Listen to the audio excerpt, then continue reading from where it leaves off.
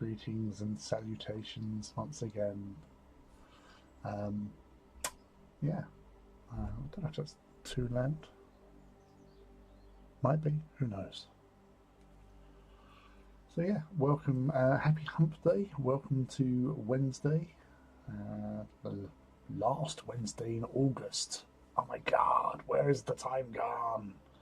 It's disappeared, run off, it's hiding in boxes somewhere, disguised as a hamster. Um, yeah, so welcome to a very random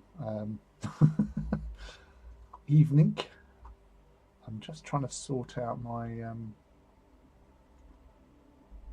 why oh why.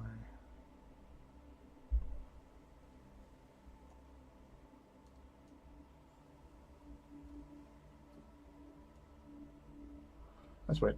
Yeah, so I've got you all there. You can see clearly now. Lorraine has gone. She was nothing but trouble and causing no end of issues with everything in the world. Just be careful of Lorraine. Yeah, so it is Wednesday. It is Hump Day, as we've already addressed. That elephant in the room. And I've been working on this little chap for the last couple of days. Doing a little bit of painty bits, a little bit of stickery bits, bits and pieces all over there, and some little bit of basic weathering, like chipping, with like sponge chipping. And the more I've done, the more I actually really enjoy this kit. I actually painted the sword blade, so this was like just green plastic. So I just went over it with start off with some Corax white, just on the edges and the raised bits. And then I went over with some Tesseract green, I think it was. Yeah, Tesseract glow, this stuff. This, what Necrons use. And then done some white scar on the raised bits again, just to heighten stuff. So actually, compared to when it was just plastic, green plastic, yeah, okay, fine, fair. But as soon as I'm painting the actual model, I felt it important to actually paint the blade. And hello, Ben. Greetings and salutations to you, Ben. How are you? I hope you're well. Um, and yes, but as I say, the kit, these real grade kits, or RG if you're hip and trendy, um, for Gundam models, are meant to be like more realistic to like the cartoon versions of them. There's a more detailed than HG, which is the tier below. Um, not as much as the MG, which is the tier above. But they're really good. They're really cool looking kits. They go together well. A little bit more work involved with RGs, apparently. Admittedly, I started with my first, well, say that. What was it? No, my first kit I built, which was one that I got from, it was the Command Quant Gundam or mobile suit, um, which I got from Wayland because I kept on seeing it and I thought I like the look of that. It looked cool, and it's all about cool for me. So I got that and I built that, and then I went to um, MegaCon in January, and that's when I discovered Rivals Corner and met Dennis and Kaylee, the lovely people that are Rivals Corner, and I bought a couple of extra kits because I was really impressed by how much, or how little they cost in comparison to all the other model stuff that I've bought over my hobby career. And I asked Dennis, like, so what's the difference between all the tiers? And he spent about 5 minutes or so going through all the bits and pieces about all the different tiers. And he said, like, real grade are to look more realistic to the anime and stuff like that, they can be a little bit more problematic with the builds because of that basis. Um, and then I went and bought a real great kit, which is the Unicorn. um, and then I realised after I bought it, I thought, hold on a sec, this is the one you warned me about. But I love the Unicorn, so much so that I bought the big one, which is up there, the mega size one at Comic Con when I got invited down by Bandai. And that was really, I was so impressed, and like, again, value for money. I thought, oh my god, that's like really good value for money. It's posable. It doesn't, like, with the real grade unicorn, you can basically close and turn it from its two phases. It has like its non-unicorn phase, and then it has its unicorn destroyer mode, where all the red stuff starts glowing out of them. And I prefer the destroyer mode. It looks cool, badass. Again, looks cool. It's in my wheelhouse. So that aside, I've dealt with real grade. I've dealt with HG, high grade. My sort of favourite kits, which was the Castria, which is the one with the big green wings, which I painted. That's the one fully painted. I'll probably go back to that again and do some more like weathering work on that particular. This, however, is not painted per se. I'm weathering the actual original kit, which I know, controversial. It's been varnished several times, and I'm basically doing a lot of, obviously done all the decals and stickers, and then I've been weathering that and using wash and paint and stuff like that. So I am painting it in an unorthodox way. So I'm keeping the original look, but then making it look lived in, battle hardened and stuff. So as you can see along the edges there, so you've got some sticker action, but then you've also got where it tips off to where the chipping has been done on the edges, and then along the edge of the shield and on the shield itself. So it changes the aspect to make it look like it's more beat up, which you'd imagine it would be. You can see a bit more chipping there. I may have done a little boo-boo here and there, but again, I will address that later. But even after several washes and spraying with varnish and stuff, it still retains its maneuverability and posability. And he says, as he's trying to get to pose, I moved its leg when I picked it up, so it was in a great standing stance pose before coming online. So if I just take that down, so that's my leg. Congratulations to seeing my leg.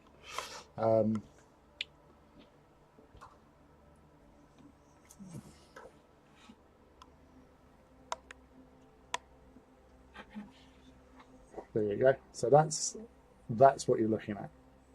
This.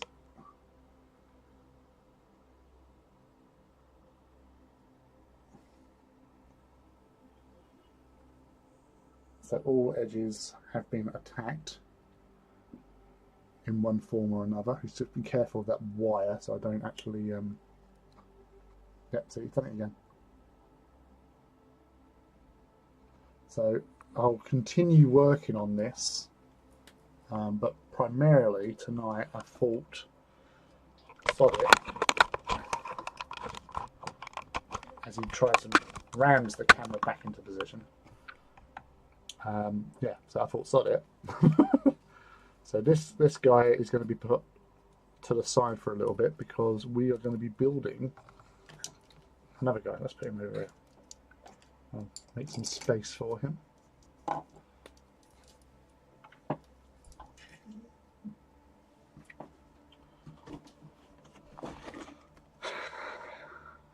We got this MG Zaku to be running around. I'm well enough starting the Death Wizard from CC today. Ah, cool, cool, cool.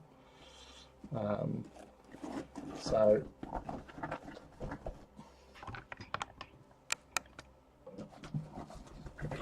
because this is a thick box. It's a thick old box because it's got lots of wonderful parts.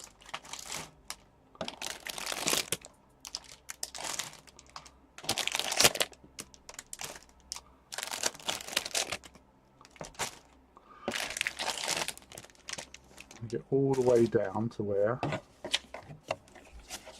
these are.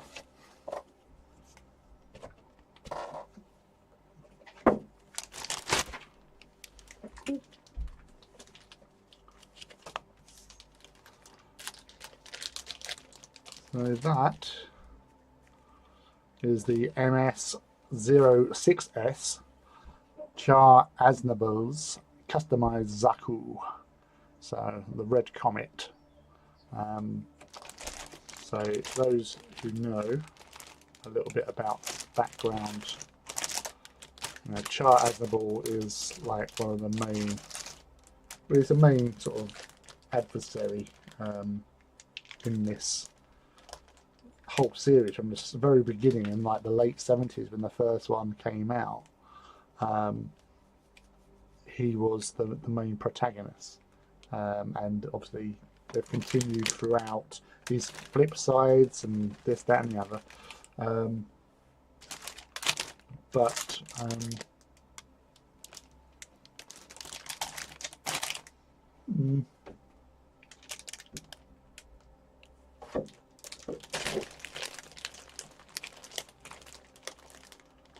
I'm just checking through the parts.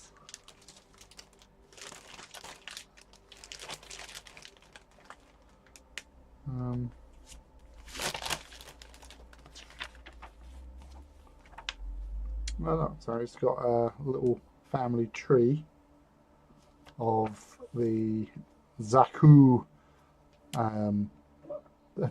family, I suppose. So starting off with the MS06F and the MS05, onto the 065, 06J, 06R1, the 06V, 06K, 06R2, 06E, 06D, 14S, and the 06Z. I'm just checking on the parts here, because for some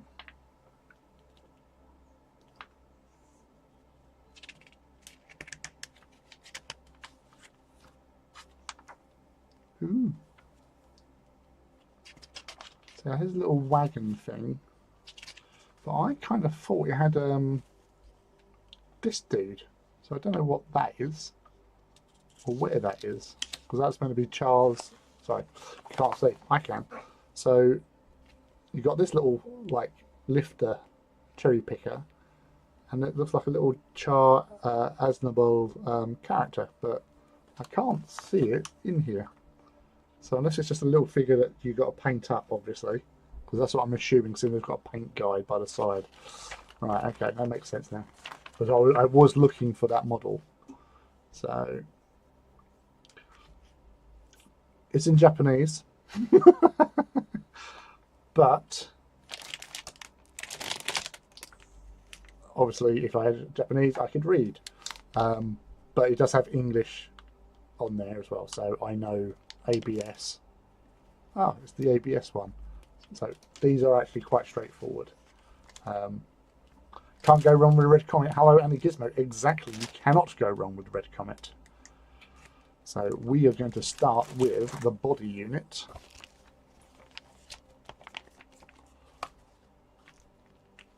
So let's find the parts. So we don't need B. We need E. Do we need C? We don't need C.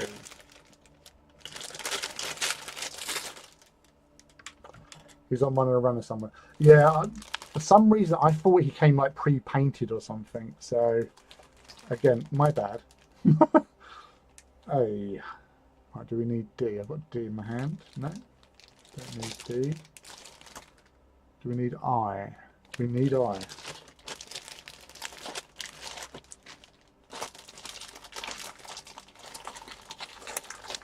And hello, Richard. Ooh.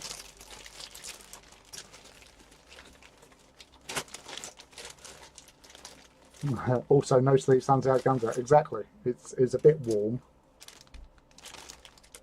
It has been a bit warm. So D.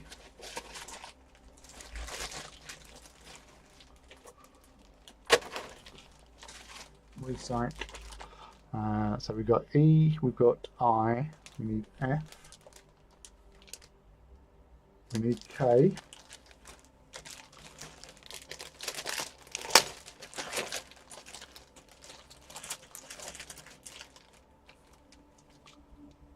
that's K. Not so many stickers on this one. That's A, so we need that. So we've got A, we've got K, we've got I, and we've got E.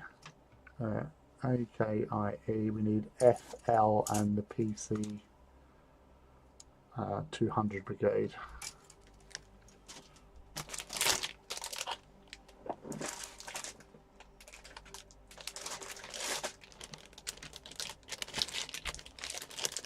G.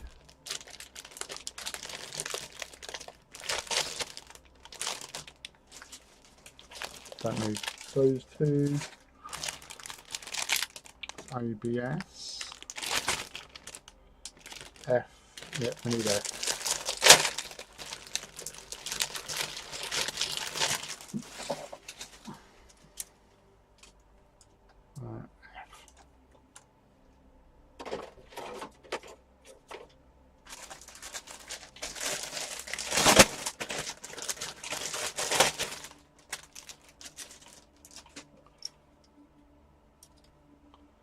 ABS J.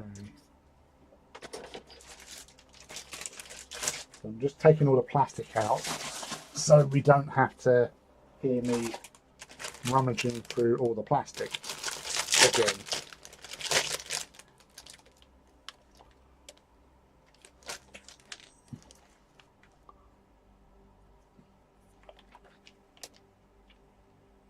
PC 200, that's the last of the batch.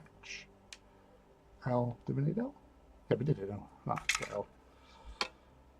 And then B we don't need. Right. Okay. So that is what we need. We now need to find the clippers, which I have found. Ha ha ha ha. Excellent. Right. PC. So we need 10 and 11. So that'll be these two little chaps here. So these are little, the rubberized plasticky bits. That's fine. F, which is here. And we need F31, which is here. So this is traditional poppy plastic.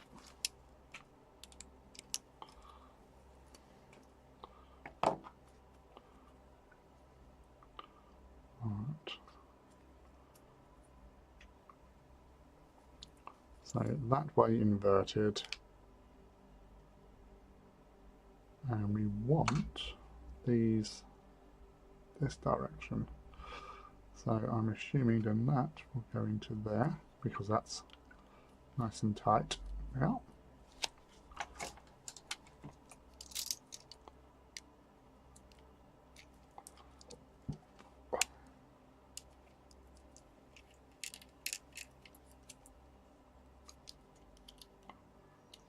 Now there's a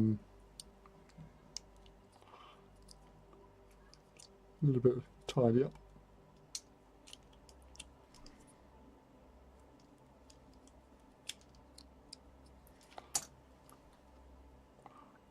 and that. So anyway, how's your week going so far? What have you guys been up to? Anything exciting?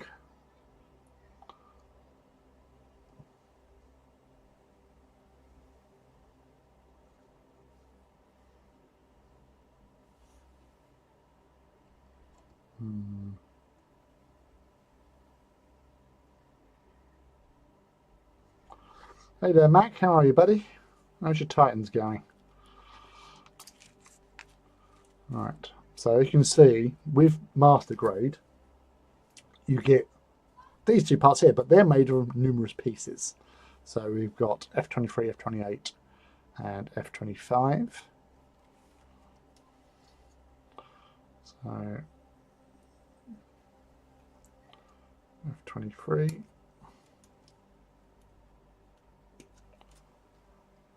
F28.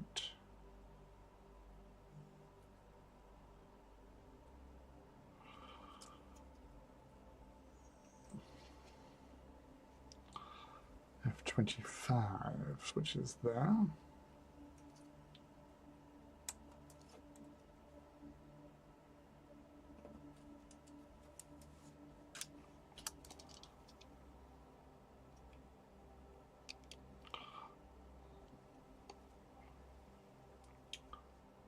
You'll be painting this at all. My week's been busy at work, but also I couldn't go to Doctor Who prom. Oh, also ill, so you couldn't go to the Doctor Who prom with Russ. Oh, I'm sorry to hear that, buddy. I did wonder. I did see a picture. I think it was Emma posted it up, but yeah, I'm sorry about that, mate. I hope you get well soon. Right, so that goes like that. That goes in there, so just tidy up. As to painting, I probably won't paint this one because, again, it's like the purity of it. But that's not to say I can't paint it in future. So I might just change my mind. So who knows?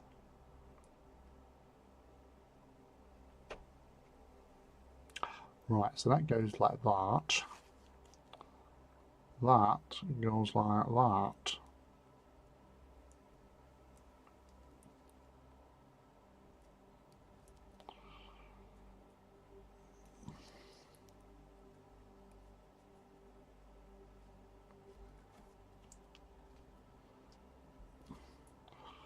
So you force that in. So you've got a connection like that now.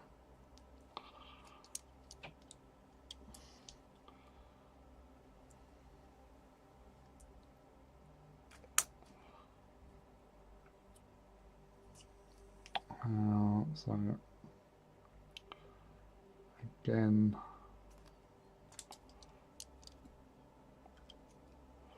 so there's a lot of things where you can get these very fine sandpapers on like sticks, which I did sort of apply to be, you know, an associate with a company that was doing a lot of that sort of stuff, and they've ignored me. So, so I haven't got any of the freebie stuff. So, well, it's worth a try at the end of the day. So yeah, I've gone with sanding it down. Snap. Nice.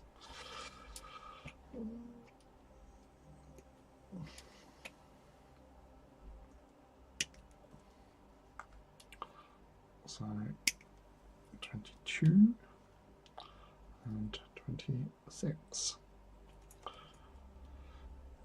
The thing I had found, as some of you already have discovered with Gundam. They just go together so well. Just easy construction. Even though it might look a little bit complicated, they're such well made and thought out kits that you can't go too far wrong with them, really. So as long as you just tidy up those odd bits. And as to sandpapering stuff, I'm actually going to try out something because the ex-wife, their family deals with fixings and abrasives. So I did ask the question, I said, what's the finest sandpaper you got? And so I'm going to get hold of a little sample of that, and then hopefully they might work. It probably will work because obviously that's all they do is bloody sandpapers and adhesives. Right.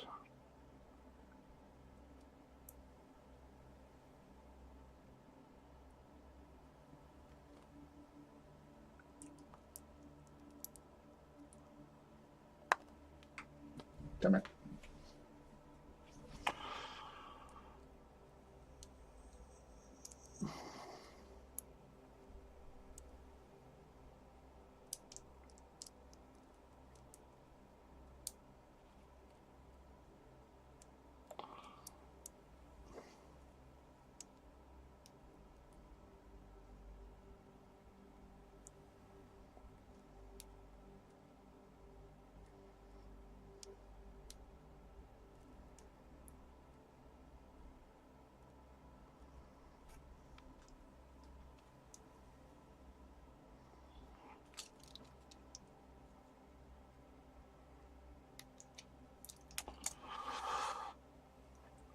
Started painting the Warbringer and Warlord today.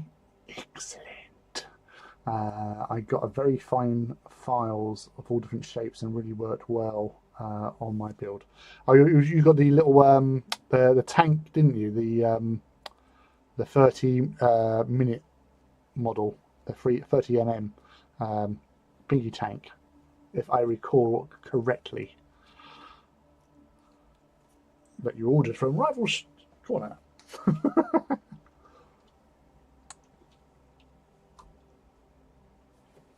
I saw something online where people were sticking bits of wet and dry sandpaper, which was really fine, to lollipop sticks and then cutting off bits of the lollipop sticks to the size and shape needed.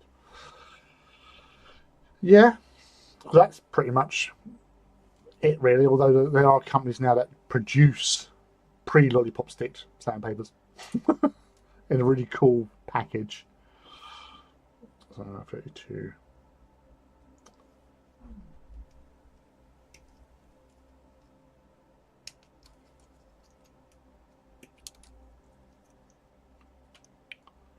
$33.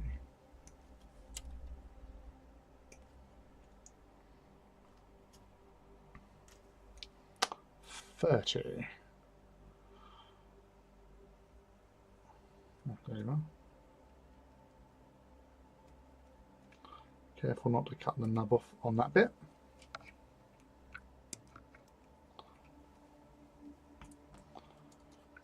Yep, got a tank. I must say it took me more than 30 minutes. It was my first build.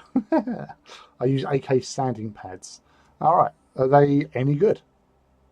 So I've not used any sort of sanding product. That's why I would say, getting into the Gundam side of things, there seems to be a lot more focus on the tools side of things to get builds done and stuff compared to GW.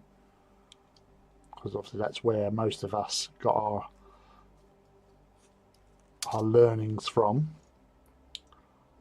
Okay.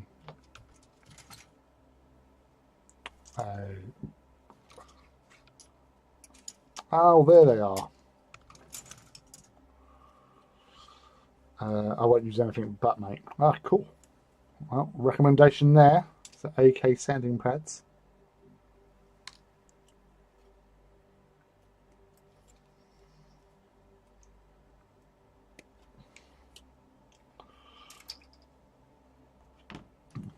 So this is a little sitting down char as Asnable.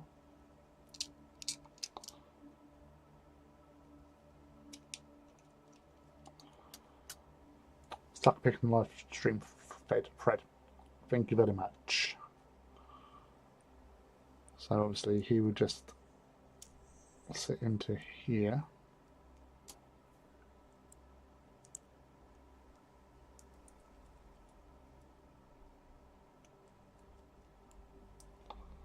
Like so.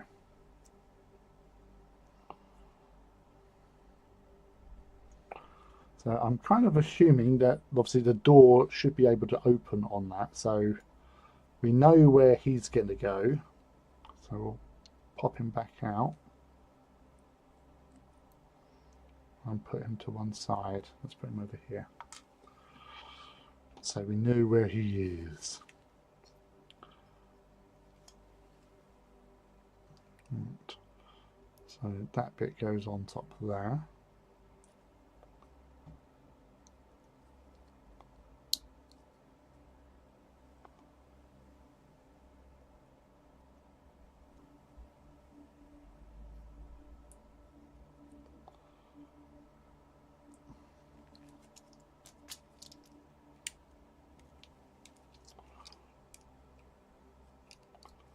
So yeah, so Char is going to get some painting. Because you kind of have to, really. It's Char Asnable.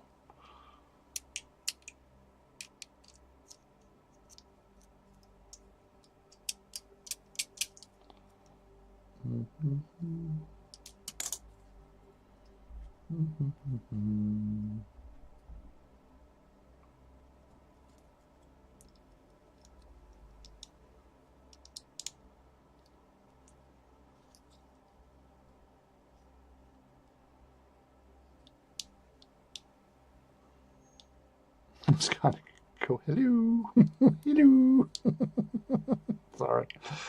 it's just, oh, sorry. Right. A.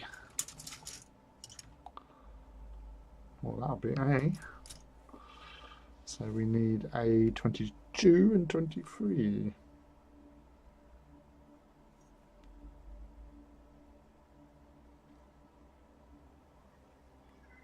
That's 22.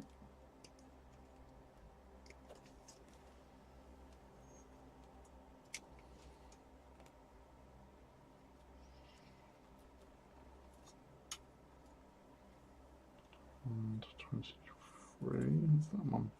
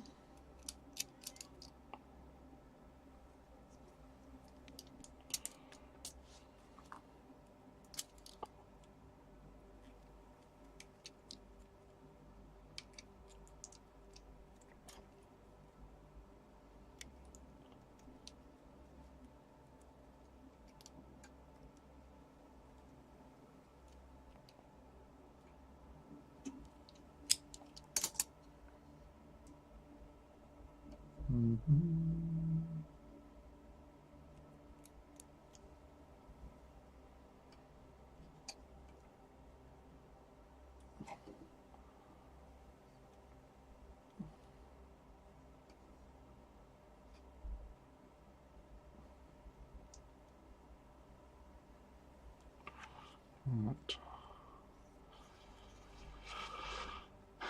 Okay.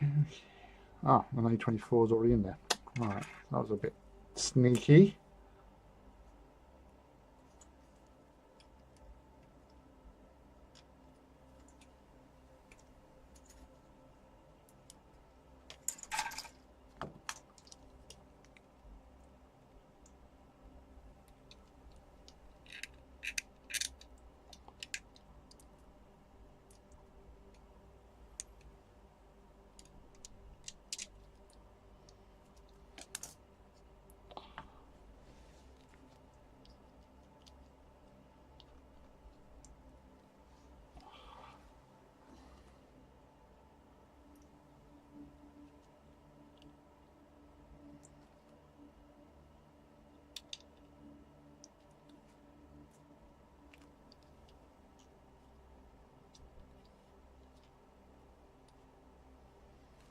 Yeah, so we can still get him in there once painted.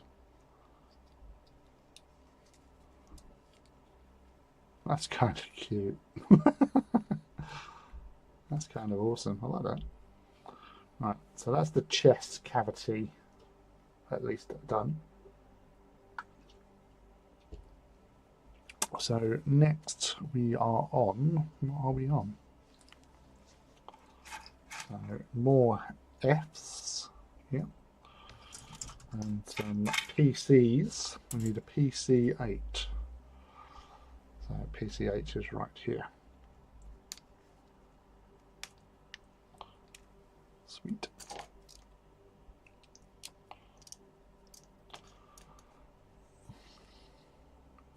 F19. Well, that'll be that bit there. Straight to it.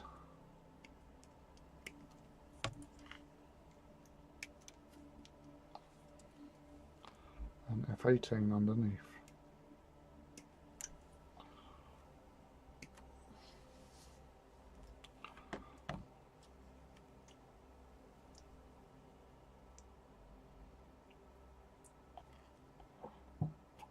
Plonk.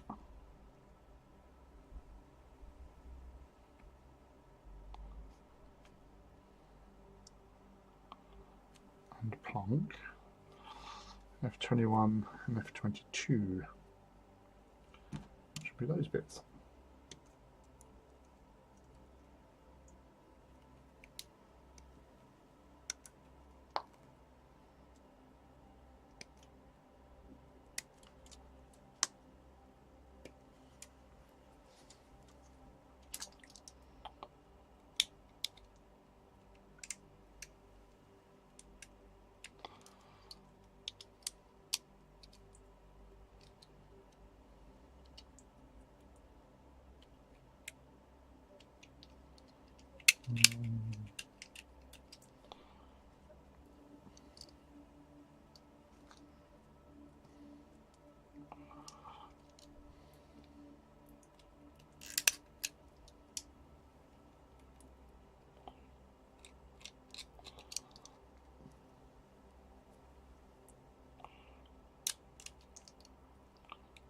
Make sure you get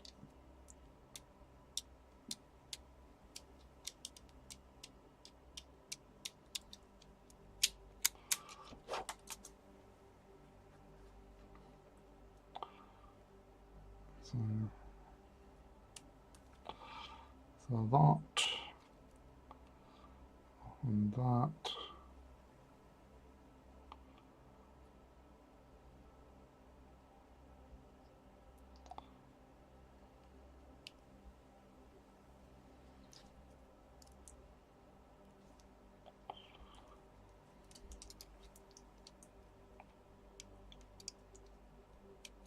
I do actually have some files somewhere, but with all the moving stuff around in recent months, there's I probably need to actually really have a look for them.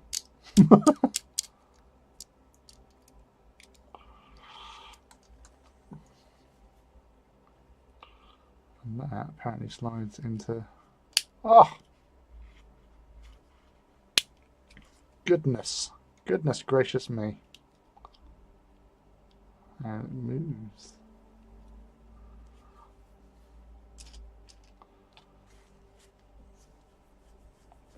Right.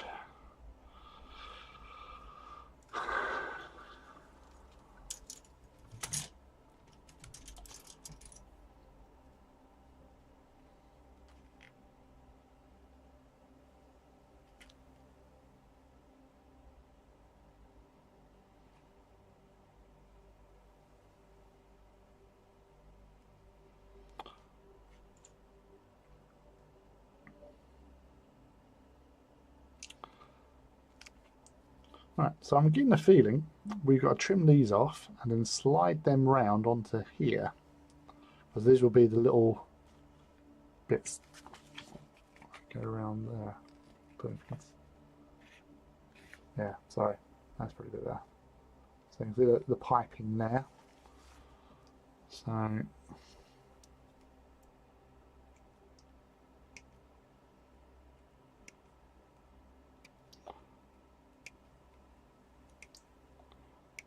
the fact that they're on a sprue and oh my god.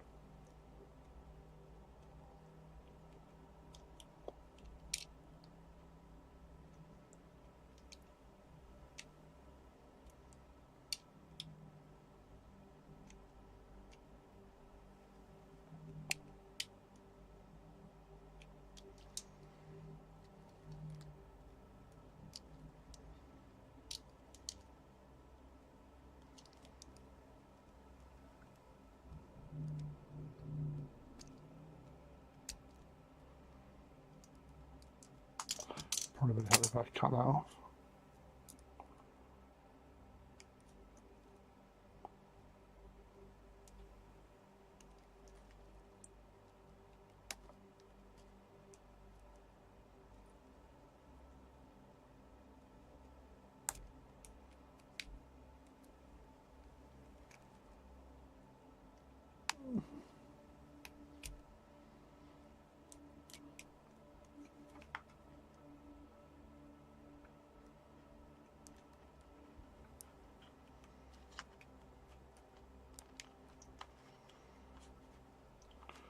So you do have to, as you can see, you do have to sort of give them a good old shove round.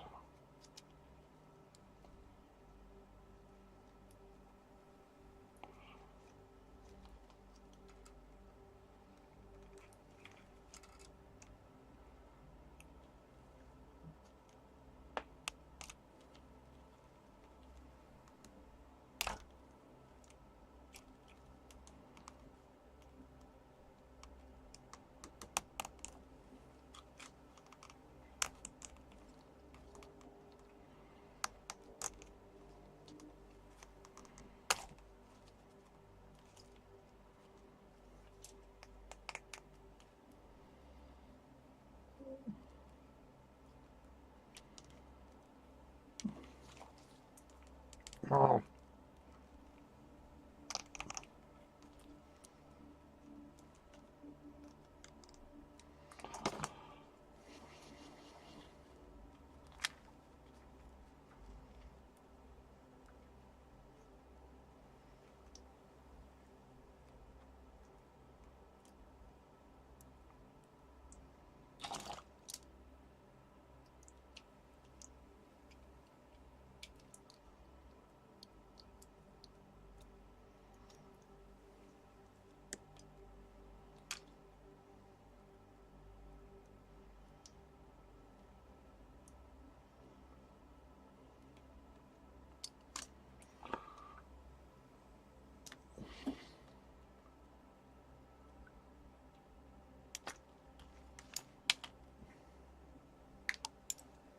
Oop.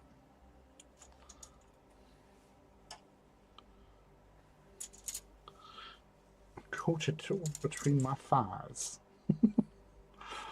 Right.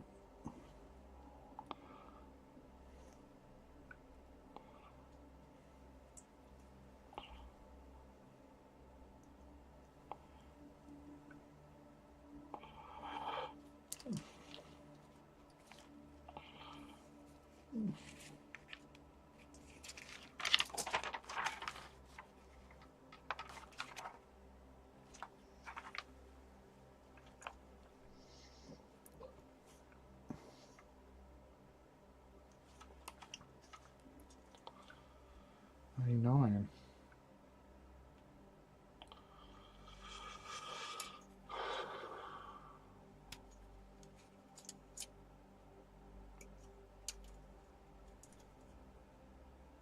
We're both A9s, that's all right.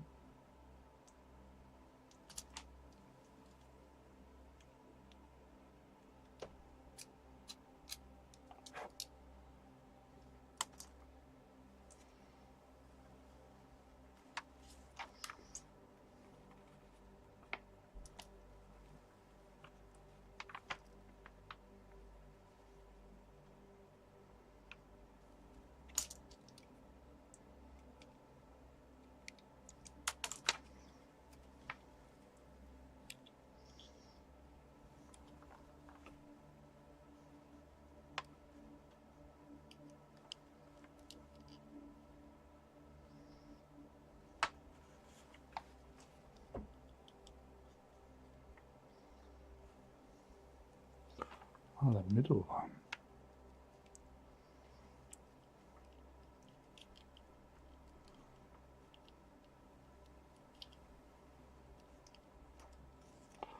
Right. Hey there, Dougie. How are you, mate? We're building Gundam. What are you up to? I'm just going to get that one cut off in preparation.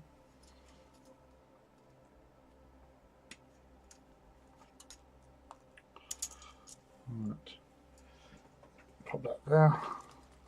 So we saw what I had to endure just then. We've got to do it again.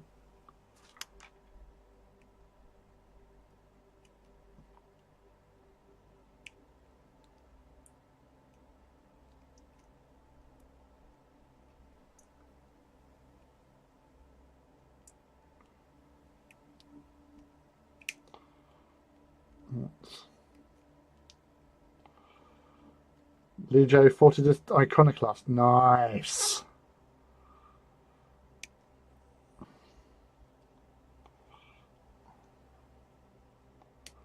That's gonna look the nuts.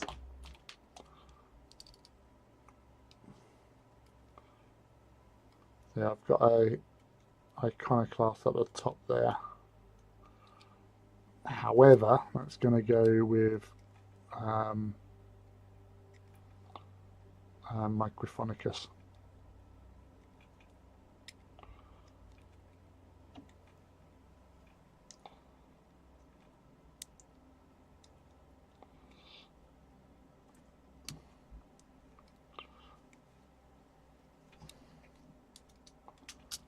Otherwise known as the bomb.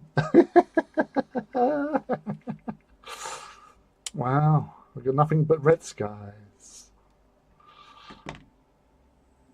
Yeah, that's that how to make friends. Wow, you're glowing today. Oh, thanks. That's my reactors.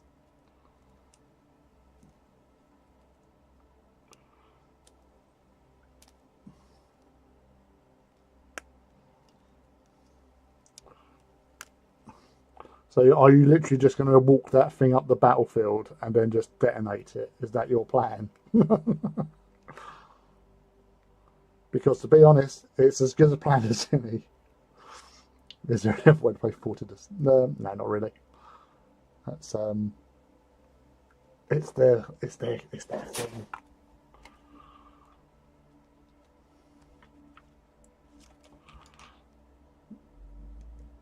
What colours are you going with on the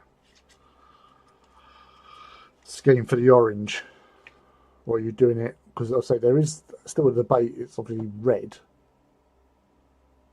but artwork looks orange to me because there's red on the tilt plates.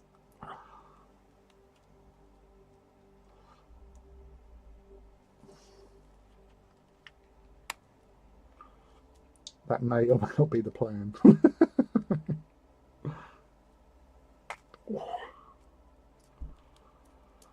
So when it's warm and you're trying to do this like quite dexterous thing of moving these bloody little bits. And it's still fucking crazy how they've got that onto a sprue.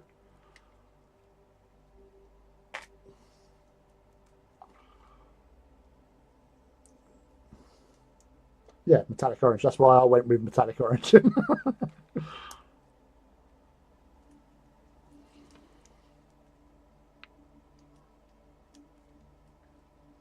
wasn't then. Now I had it was actually back when I was doing Aussie decks. I had I posted up the pictures of Aussie decks because I based them on the artwork, you know, blue and white with the reddish sort of head. And a guy sort of came on and said, "Oh, it's the wrong colours." I said, "Well, it's the colours in the book. I don't know any other colours." And because he had Aussie decks on his 40k scale Titans, but I didn't realise that they were featured in one of the what's it, the Amphibian Project, I think, or was it Siege of Rax? It's one of those ones because I didn't have those ones. So I went, oh right, okay. Well, in Heresy, they're that colour.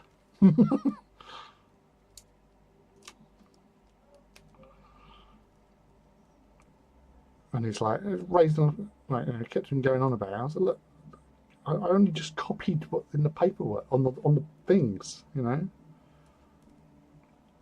To me, the head looked red because his was orange, and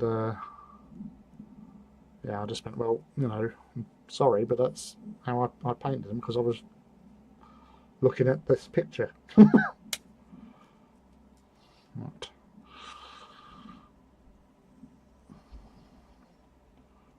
So, right, that's that.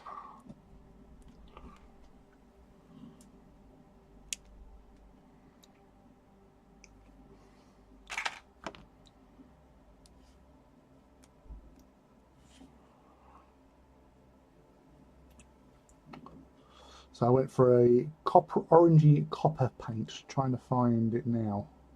I'm on trim. Vallejo model color copper. Yeah, because it was Notley on Twitter. It's his fault that I did Fortidus because he tagged me like on Twitter saying like, can you work out what an easy way of painting Fortidus? So I went, yeah, sure, no worries, but I'll look into it for you. And I did, you know, I even got like a little lab coat on. I had like safety goggles because we had safety first. And I done several attempts.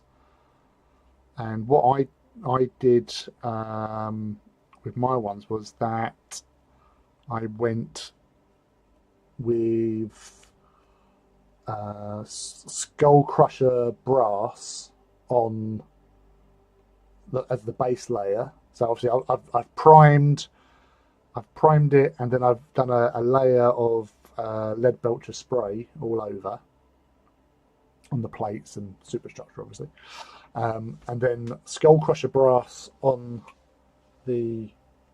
No, sorry. I've gone.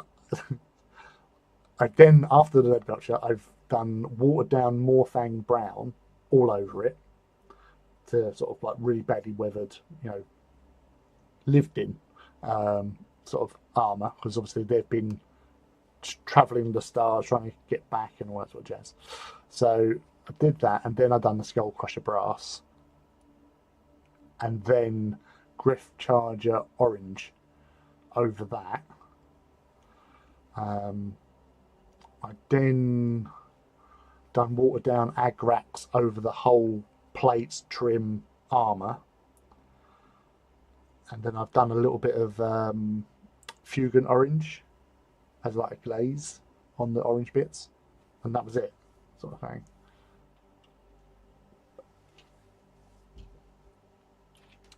So that's how I looked at the picture and thought, yeah, that's worked out, because I tried like other different base coats and stuff, and sometimes it was just brown, which I thought, no, that's not right. But yeah, it turned out all right in the end. And obviously, I then decided, you know what, I really like the look of these. I'm going to paint up my Allegio. So that's how that happened. More complicated than mine. Yeah. Are you using airbrush?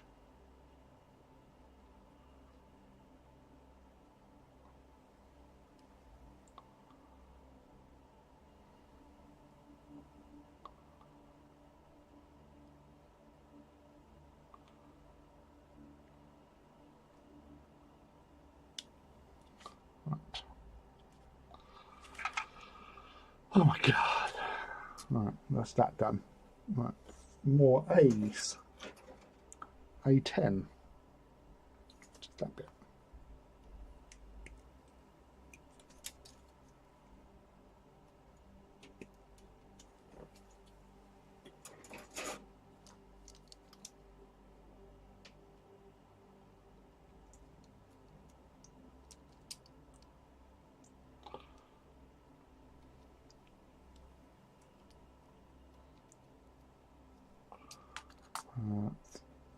Lot.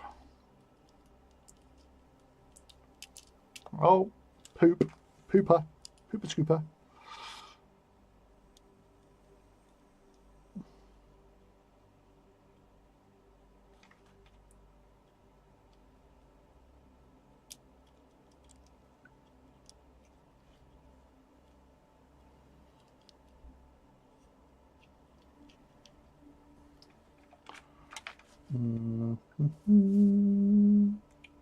Right, something new. That's alright, that's handy. So I14, I12, I13 and I15. Right.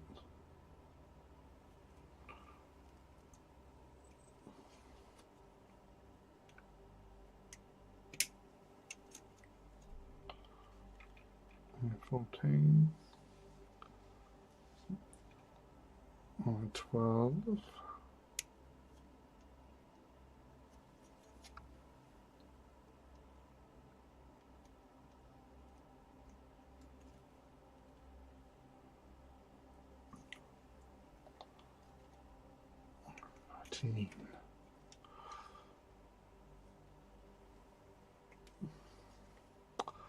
Yeah, quick and easy airbrush on the copper Carroburg wash, re-highlighted with copper, trim his lead belcher, then Agrax, and then a quick edge highlight. Yeah, sounds pretty quick. But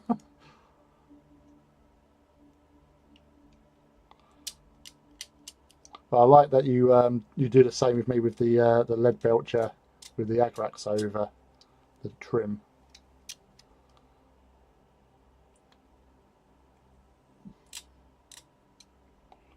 So I just say that works. Does the job.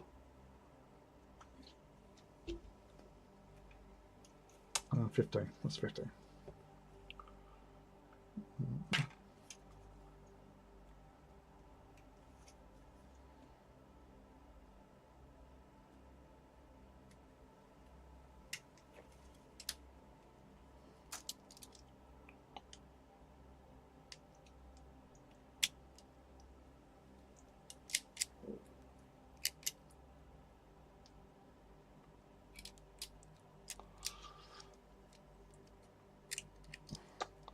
Needs to be. I have an Iconoclast 2 Reavers to do by October for Retribution.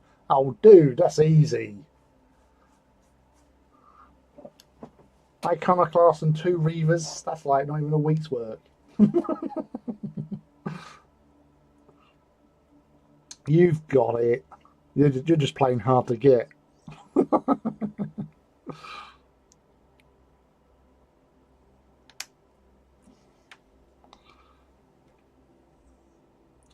And they'll look freaking tremendous, no doubt.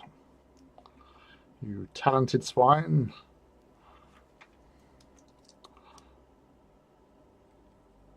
How many points is Retribution?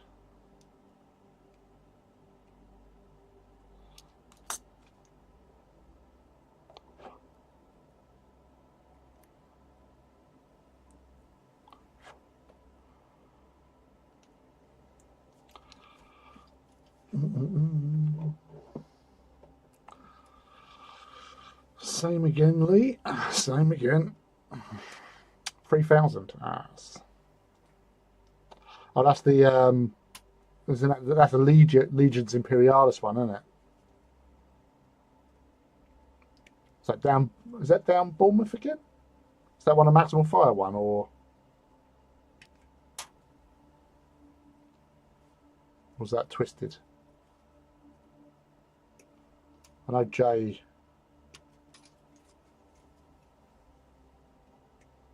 Well, that twisted done one recently, didn't they?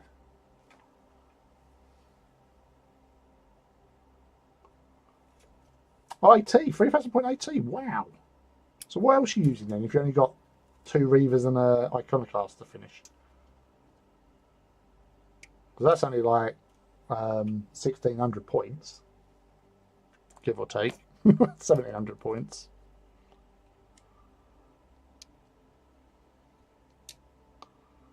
I'm assuming you've already got stuff done.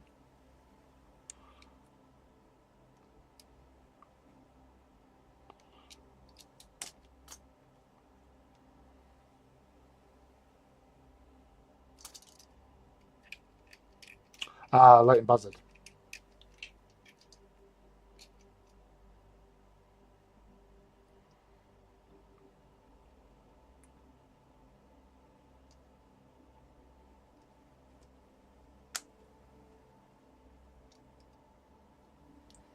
Full Ruptura, Iconoclast, and some Knights.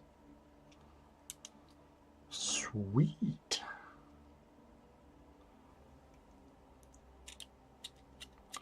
So is Ruptura the new Corsair, or? Because I've heard several people talking about Rupturas in recent weeks. Not necessarily for this event, but in general.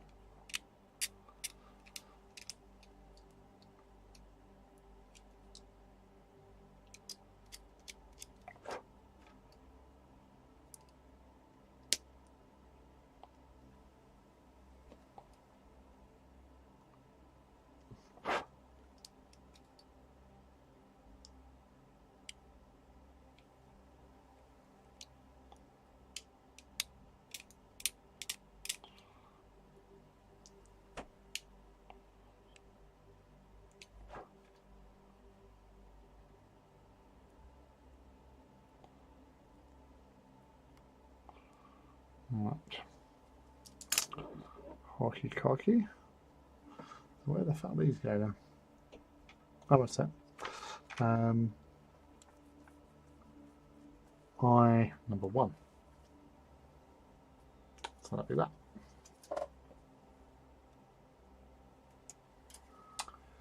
It's very swingy, which makes it fun. When the ability proxies, it can be devastating. Getting to procs is the trick. Well, that's the thing, isn't it? With all these sort of games, it's getting your pieces into position to unleash the most devastation and visit the most carnage upon your adversary or opponent or opposite number, if you want to, you know.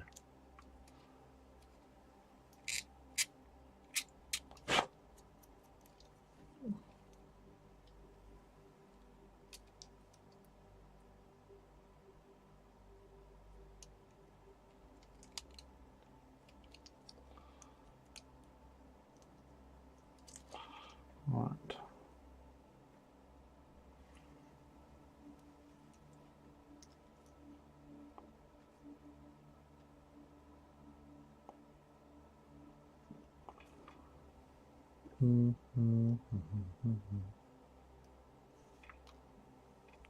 Oh, it's inside, is it?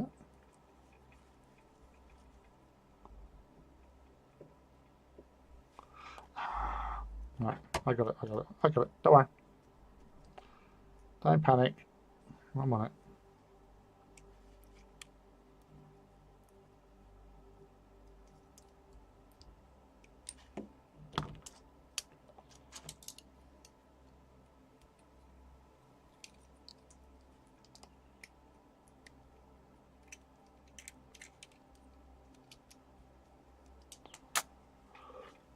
Right. So we have it like PC9. He says we need a PC9, obviously. It's right there, right in the middle of it.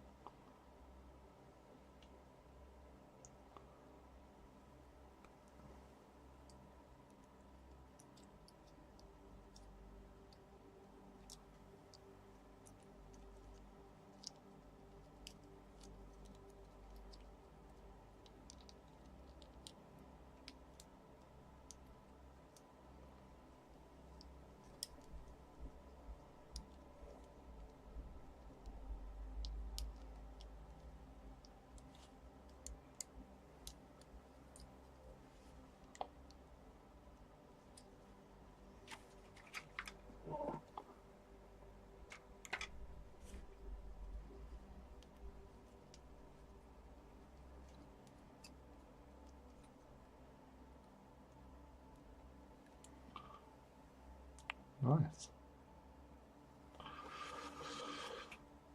So, right, okay.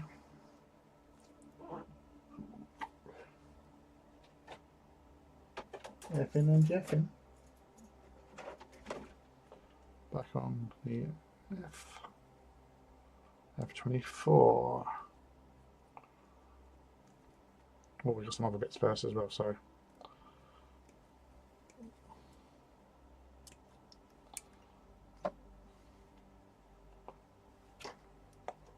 L.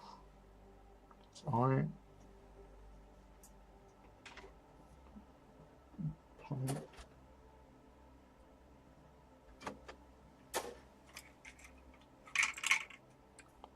E.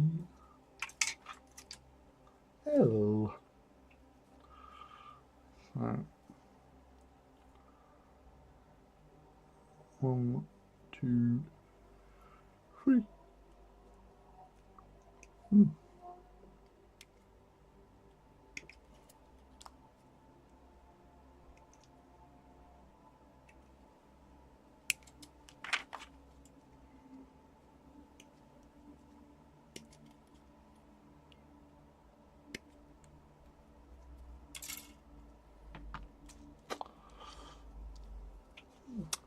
Had a opponent rage quit a game once. His Prince of Sonoris Warlord was on its final crit point. He moved it back and I played Coal the Week with Warlord Bellicosa. Bandit. Well, you're gonna kill it. You know you're gonna kill it. If you're down that low, you know the chances of you surviving much longer are very, very small.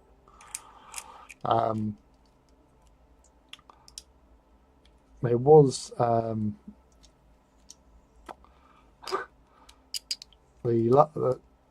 main walk of 2022. I had Leaky Cheese as my teammate, and now I will point out I still feel guilty about this. So he was coming up fighting against his warlord versus Matt Wingrove's warlord, Bone Garland. And so Terrabelli, as his one's known, Leaky's one's known, had shot its way through, done lots of damage, and basically targeting. We weren't targeting. He hit the head, which is what he needed to hit. He had his dice, so he got a direct hit. So 2 hits, so 2 dice. And obviously this warlord's head was on last crit. So it just needed to be blown, and it would have blown up. So he was all excited, and he's like, oh, yeah, he's got his dice tray and that. And I said, right, yeah, okay, just got to roll. And as he's shaking the dice and he's about to release, I just said it. I said it, anything but a 1. Now, if you know me, I normally say anything but a 6 on the premise, reverse psychology on the dice. But I didn't. And as soon as I heard those words coming out of my mouth, I was going inside, I was screaming, going, no, like that, as he's rolled the dice, 2 1s. And I just felt, oh no, honestly, I'm in disbelief. I can't believe I said that. I can't believe I actually said that, because I don't say that. I say anything but a 6. I said anything but a 1, and he rolled 2 1s. So it's like, fuck. Leaky's like, oh, it would have been his first Titan kill. However, that Titan hadn't gone, and so it's full of bristling weapons and stuff like that. So Iracundus, who's half a mile away behind a rock, shot it with its apox, and killed it with a headshot. So adding insult to injury. But if I hadn't have shot it, that Warlord would have, because we were doing like dual activations sort of thing. Because of the size of the game and number of people playing, we do like dual activations, or maybe like 2 or 3, depends on the amount of Titans and points or whatever. So yeah, it had to die, and as I say, it was not my intention. Like Leaky, I wanted him to get his first kill, but I may have jinxed him. So the dice gods are fickle, and unfortunately he didn't get the kill there. He got kills afterwards, but yeah. Sometimes, I still can't believe I said it. And as you say, it's just, it's like you're in a flashback when you see someone's having a traumatic experience in a movie, and you see him like look back like that, and it was like that moment. No, I couldn't take it back. It jumped out of my mouth. Yes. Lost the game at the first Twisted event this year by failing to kill a warhound standing on an objective. Hit it at point blank range in the body from the flank 5 times. Wow. Needed 2+ to kill it. Rolled 1s. Yeah. That's the one. Like sometimes when I've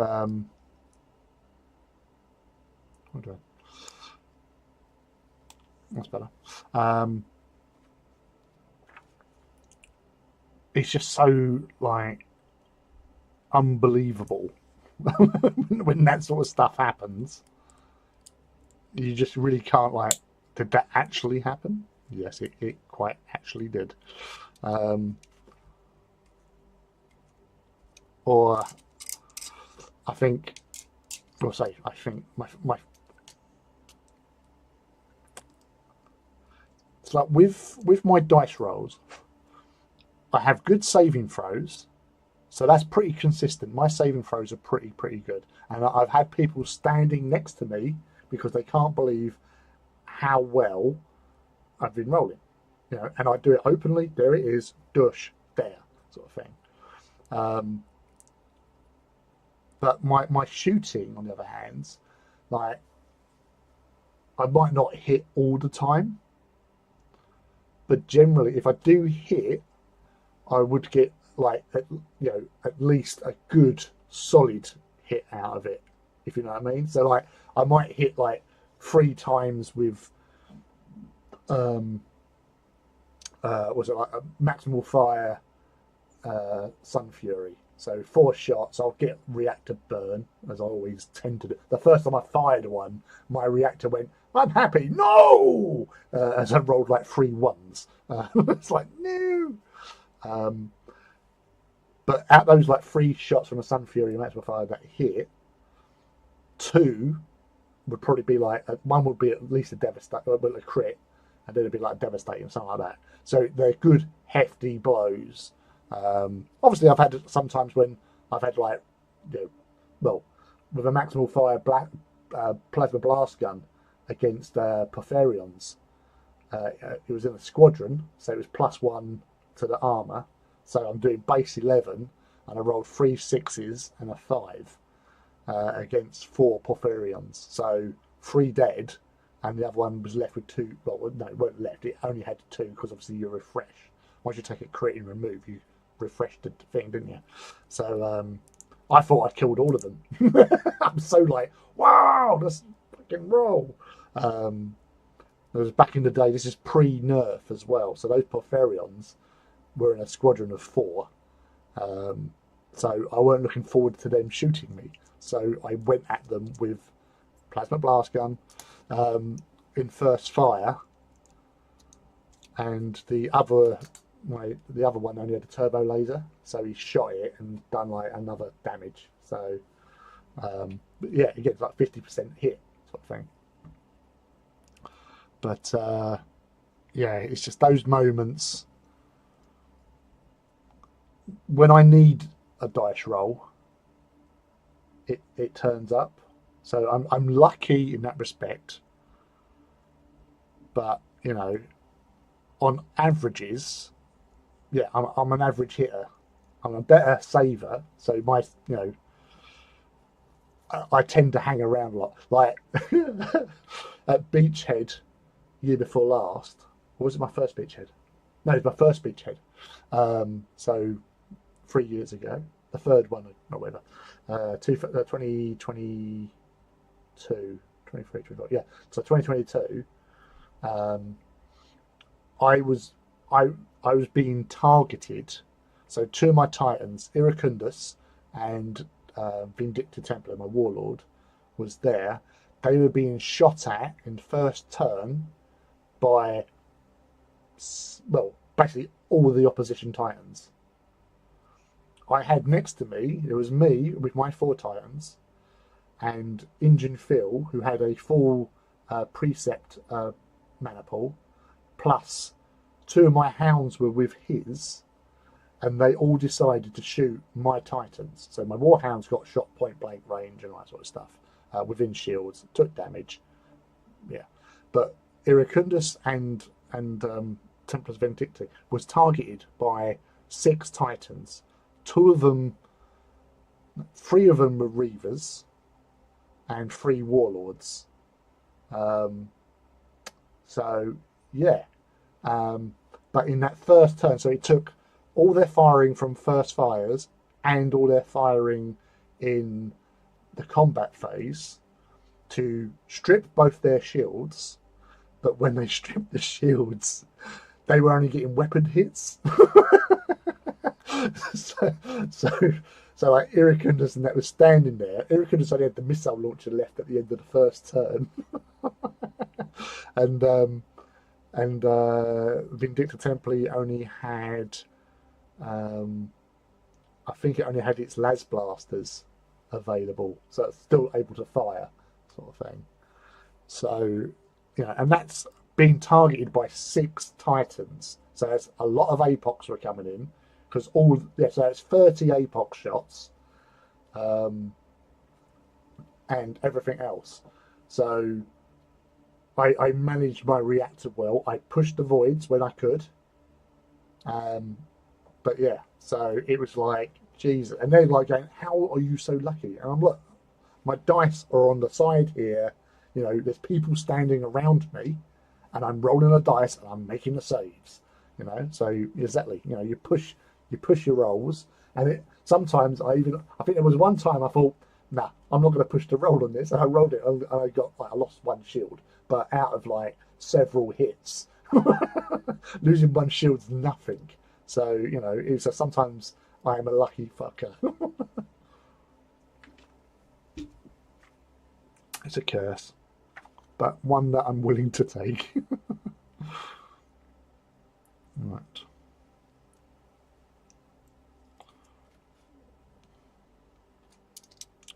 Tidy this up.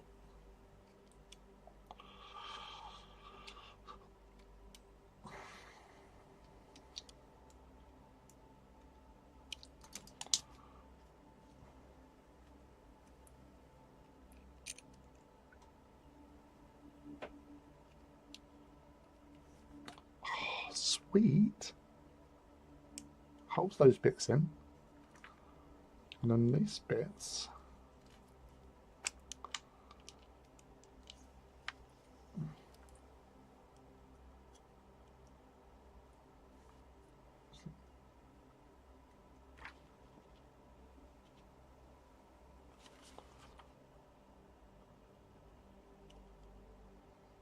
Oh, hold on a sec. I realise I've not put on a piece. That one, F27.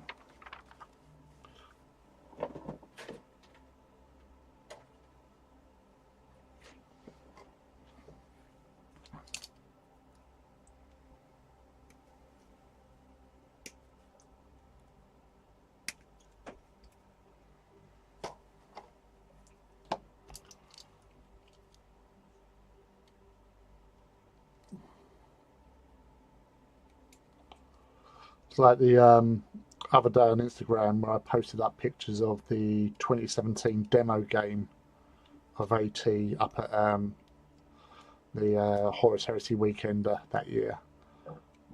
So I posted that last Tuesday, I think.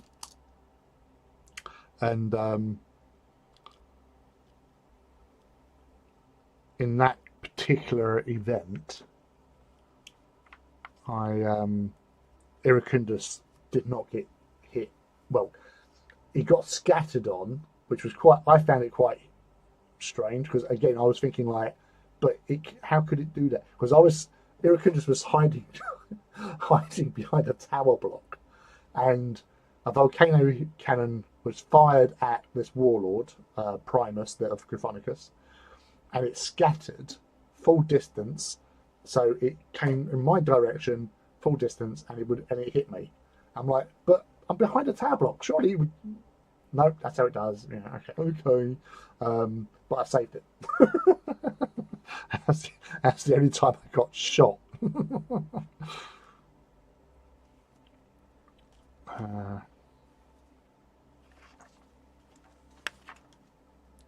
I'll put it in there already. Right, so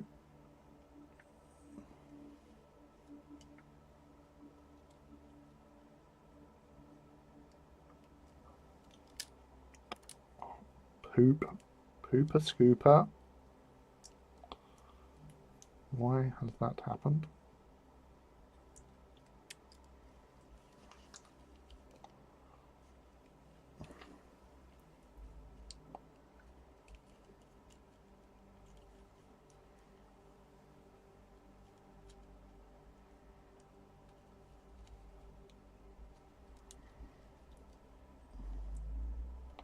So I'm assuming I have to do that so that can get on.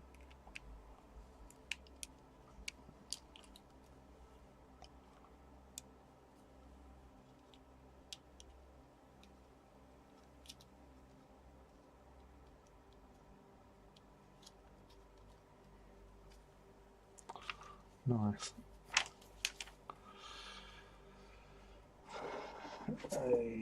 Hey. Ouch. First time I played Legion Defense, I cooked my 2 warlords in turn 1. Yeah. That's the thing though, sometimes you just get like blind to it and you're sort of like so in the moment, and then you look there and you go, ooh, I'm running a little bit hot.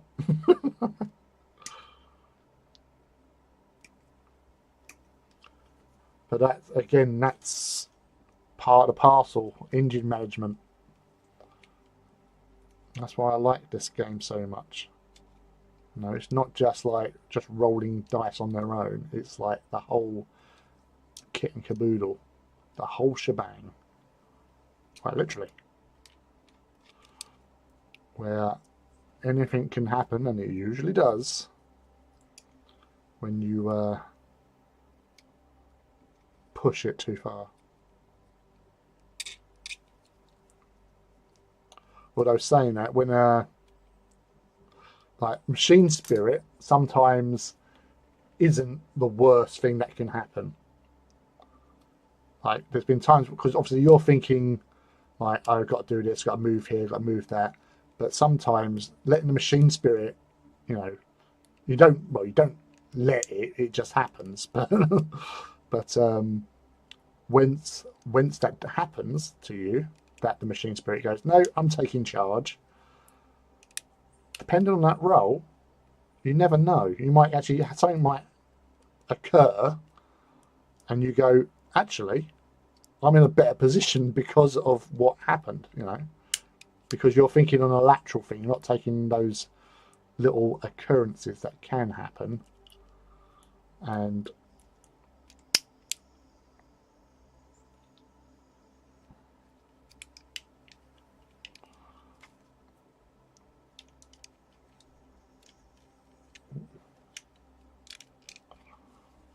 sweet.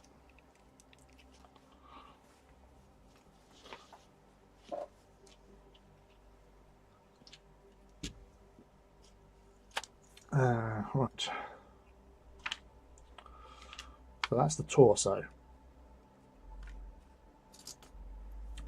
Head unit, apparently. A. That's L. Don't need L. We need B though. So A, B, K, PC, and F. That's I. F is over here. Right. Hockey cocky. Let's put that over there. Put that over there. F1, F2, F3, PC1. PC1. Furion's more or less rely on it, yeah.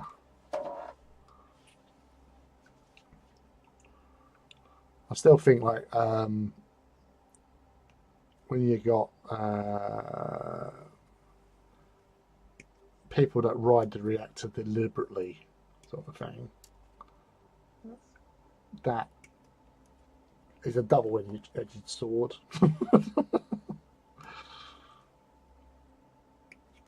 I would say I'm more about survivability, trying to keep my engines alive long enough to inflict damage. But sometimes the dice aren't that friendly to me, as they are to most players.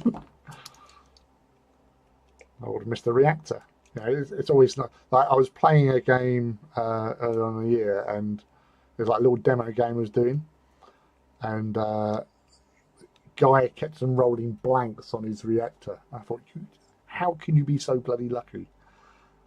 I'll roll one, get two. It's like, damn it.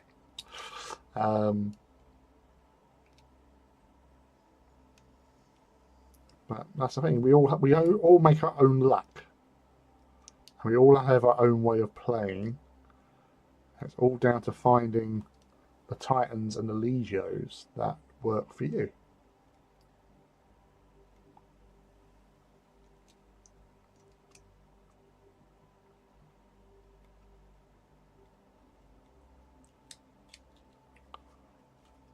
So like I've used Solaria probably the most. That's purely because obviously doing that like Legio walks and those little competitions. Pardon me.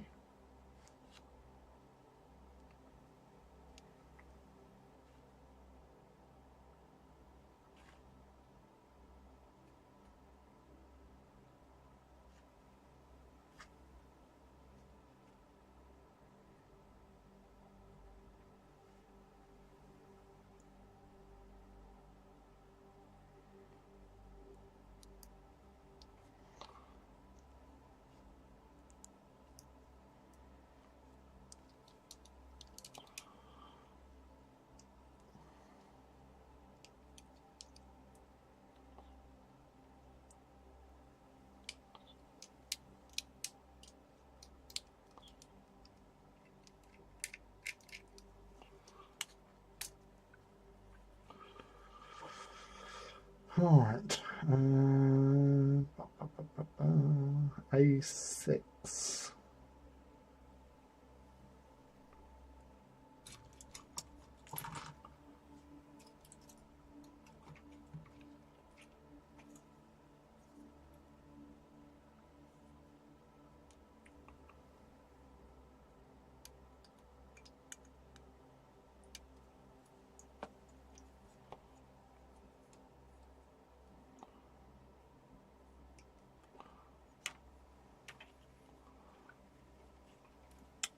I have Solaria, Fortidus, Interfector, Ozzydax, and Kulisatai. Love them all. That's a nice selection of, and the schemes as well is quite pleasant. My Solari Warhound Bestiaris made 8 saves against APOC launchers. Only time it's ever happened.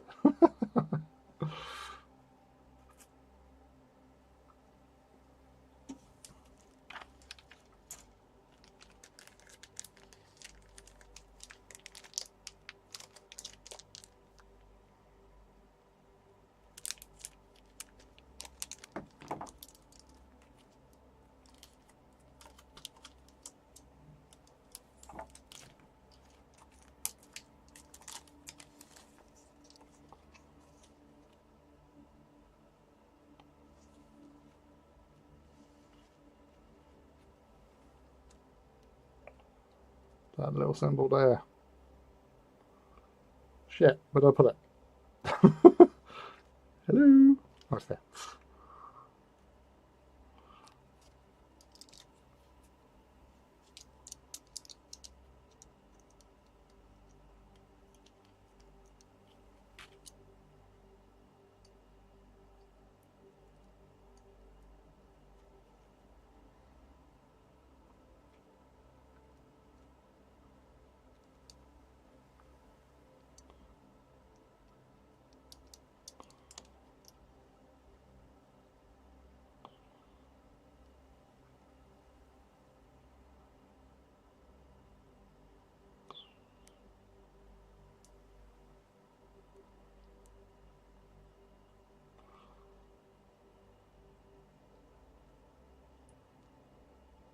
Honor I'm on my list to do as well.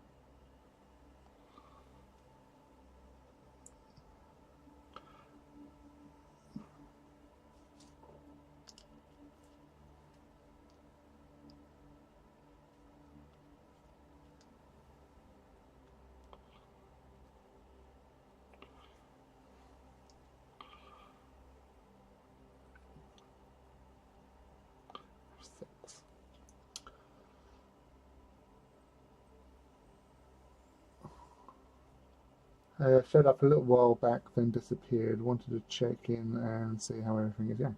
Ah, well, welcome, Goofy Bird. Everything is, well, ticking along as well as could be expected for somebody who can't read Japanese.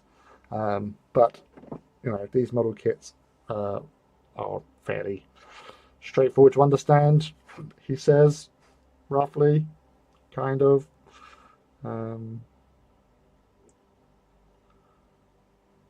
So that way, aha.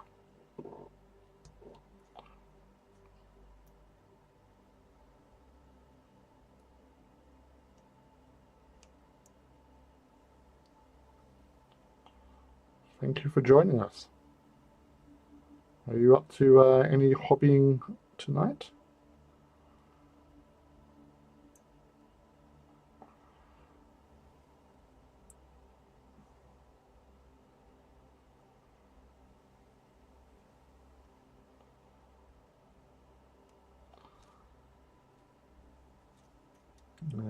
F10. I'll say it was that bit there.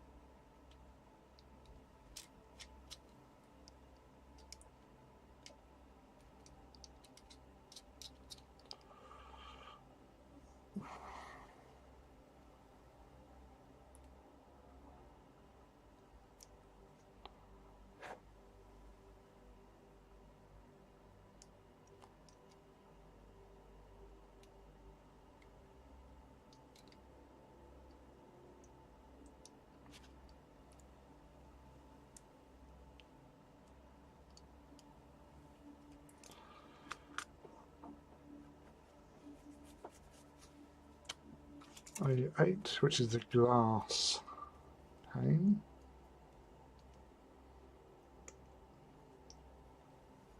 Yeah, so this is crazy, like having, you know, different coloured bits on sprues.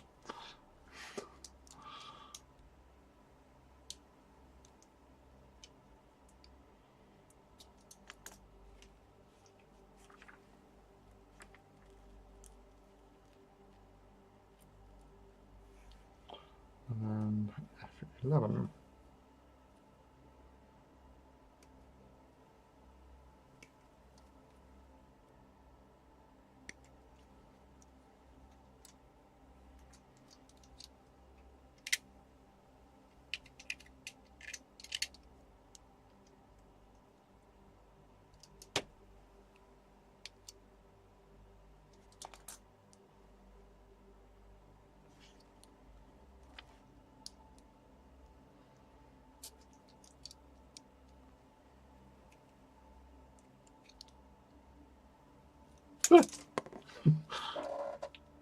Just throw that over myself.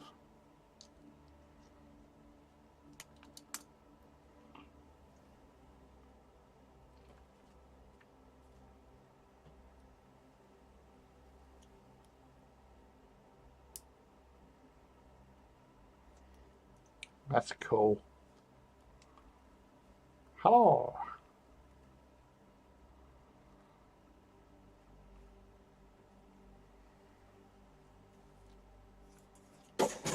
Hello, Chaos Kit Basher. How are you? Are you kit bashing tonight? That is a question I'm sure is on everybody's lips. B.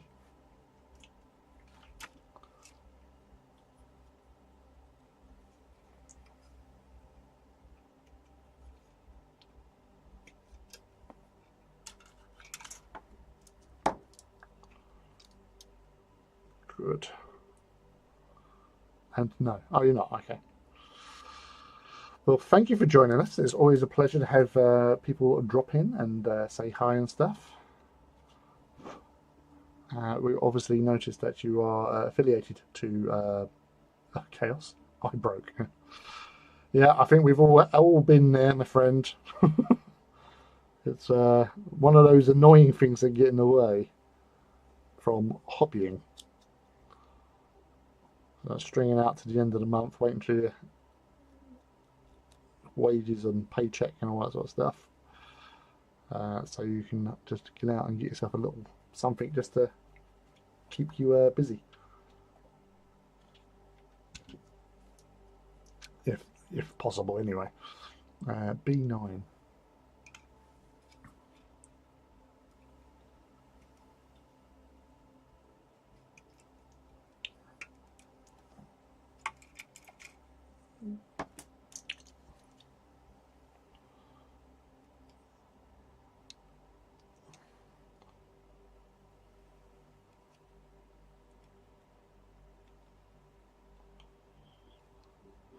Do you have a place where I can show my army?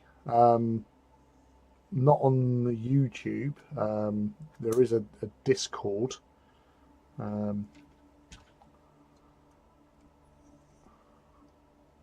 That's pop, pop, pop.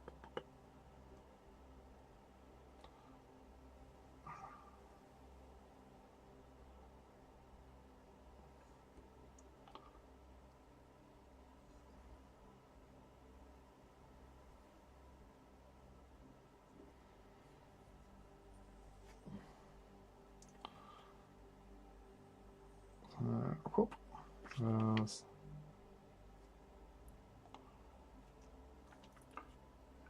2000 grit.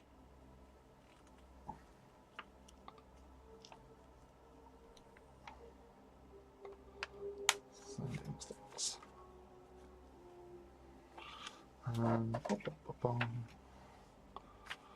Oh god, it's one of these again, but smaller.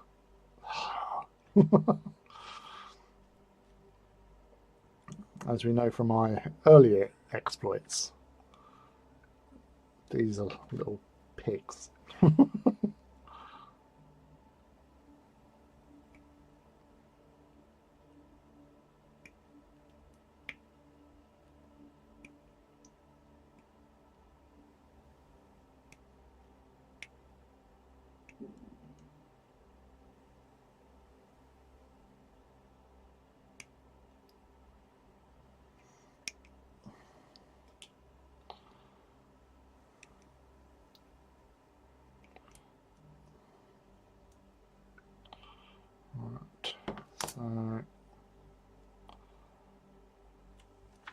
This is going to be a nightmare. So far, so good.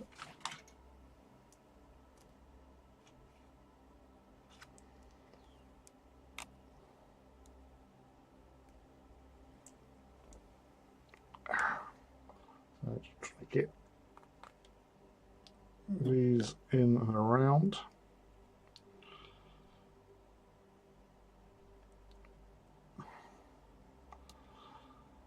It's ingenious how they do it. Just doing it. I would have choose better in my life, yeah.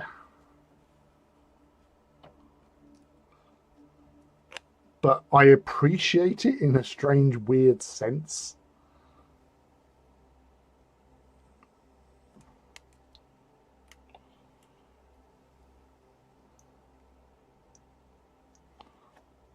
They're the worst.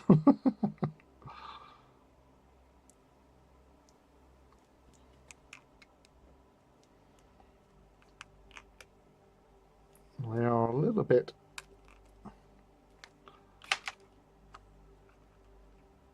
well, that wasn't too bad, he says. Yeah, very well done. All right, hold on a sec.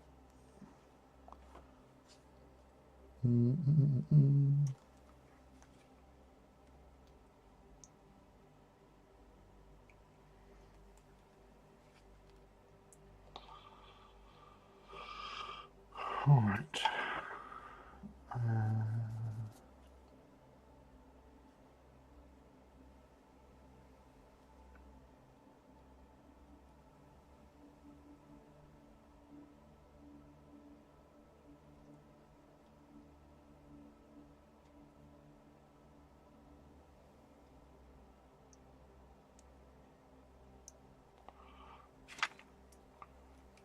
Let's tidy this up first.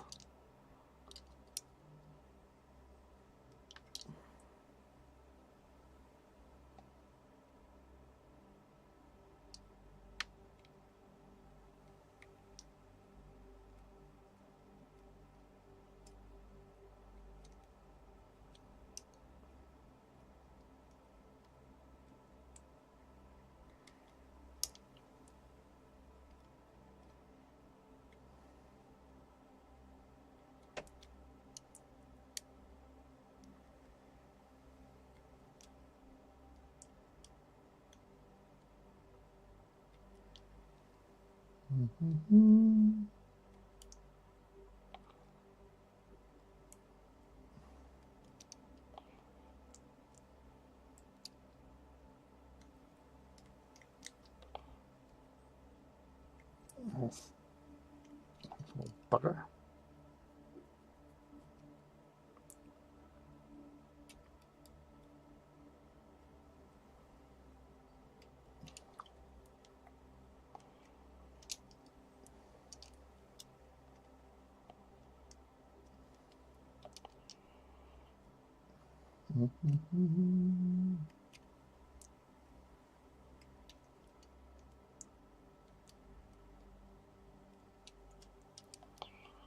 So that's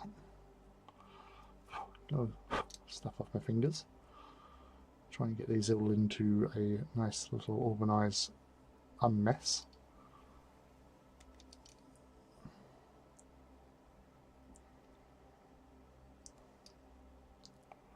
He says. Right.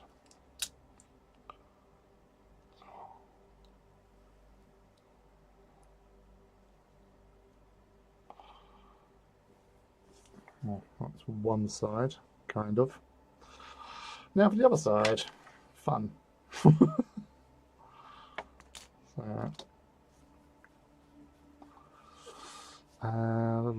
would you like a Space Marine drawing? I don't know. Never really thought about it, to be honest. Thank you for the offer. Shall I bid you all good night? Early start tomorrow. Stream on Saturday. Yes, we'll be back on Saturday evening. Yeah, be back on Saturday evening for Saturday Night Reaver, the last of the month. Sounds weird saying that. It's like we only just started the month and now it's already over. Time flies when you're having fun.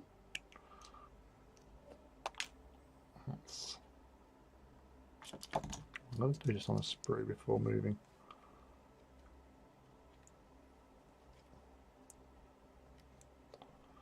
So hopefully it makes it a little bit more easier.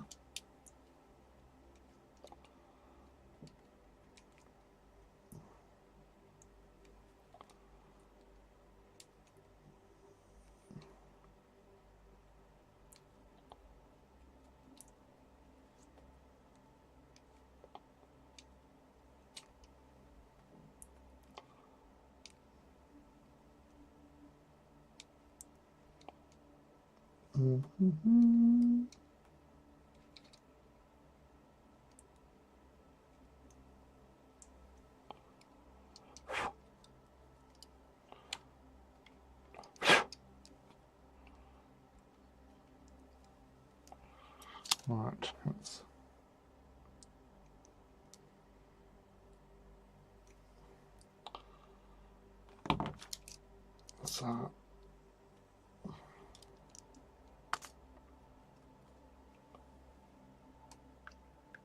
keep.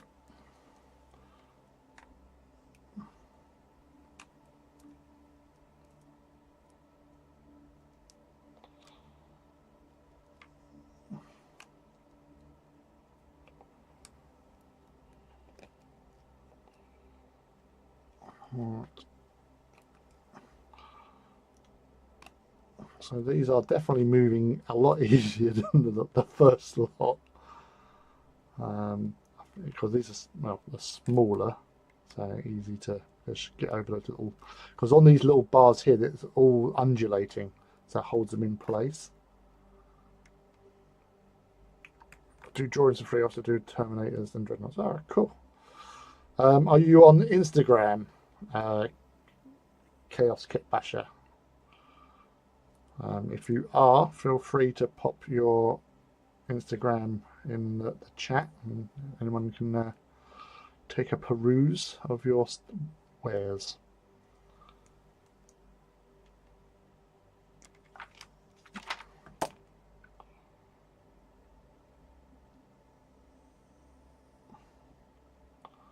Right, I'm off, dude. Catch you soon. PS, we need a game in at some point. Yes, Doug, we do. I am as elusive as the wind. So Johnny's still after one. So like, you know, you call your people and say like, okay, sure, and we've hardly spoke. But yeah, take it easy, buddy. Thanks for dropping in, and good luck with the Fortidus.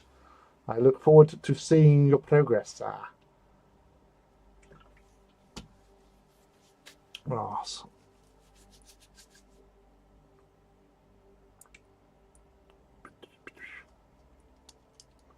I have a YouTube, don't really use Instagram. All right, no worries. Well, if you have a YouTube, is it under Chaos Kit Basher? I take it. So anyone, check out Chaos Kit Basher. Is kind enough to visit us this evening, and check out his channel. Oh, bugger.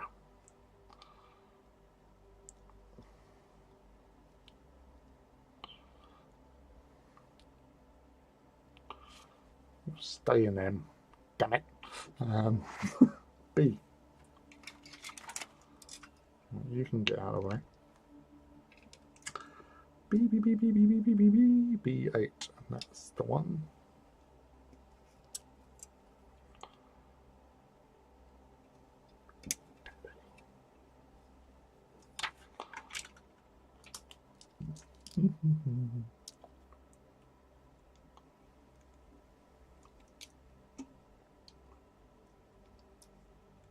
I'll be sure to give you a follow and subscribe.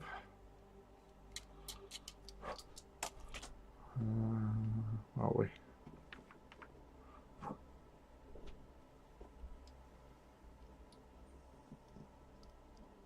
Oh, bugger.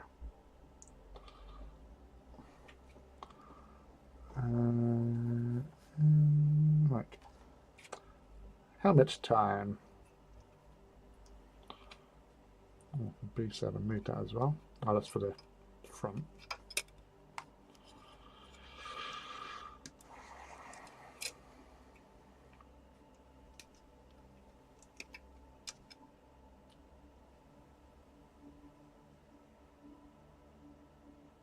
Hmm.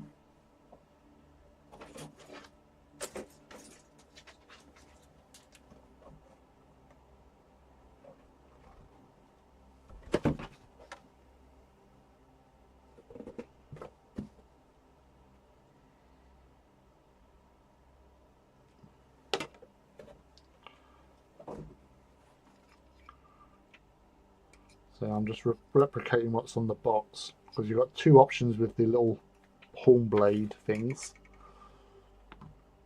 We'll chat later. See you later. Yeah, no worries. Thanks for dropping in.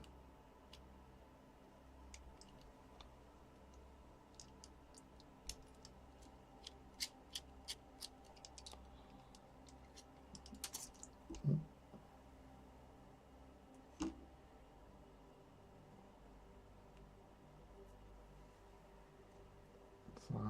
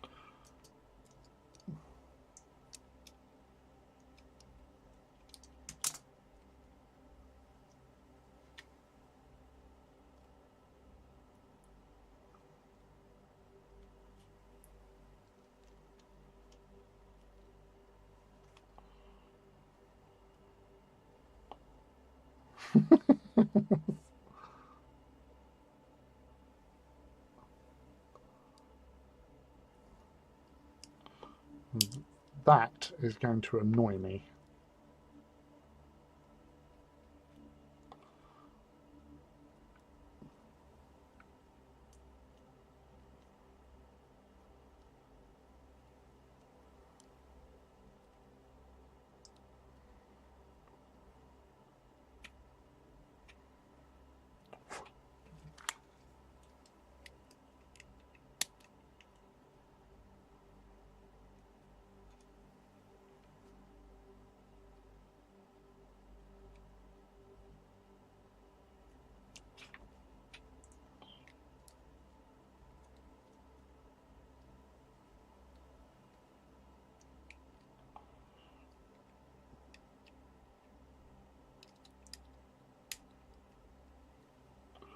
I might glue that.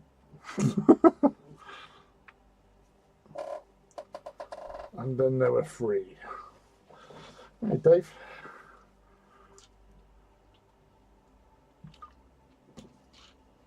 How are you doing, bud? You all good? Right, a bit of stiffening old arms. Ah, you have a Google night.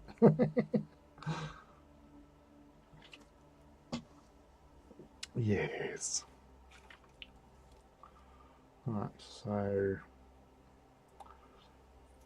B's needed, PC's needed. You will never get the tubes right. Nah, I have that sinking feeling that it's going to be just one of those things. They're just going to look atrocious. It looks all right, but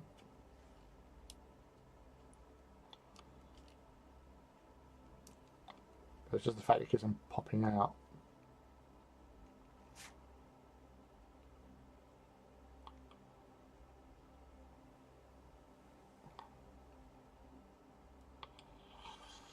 like, ooh.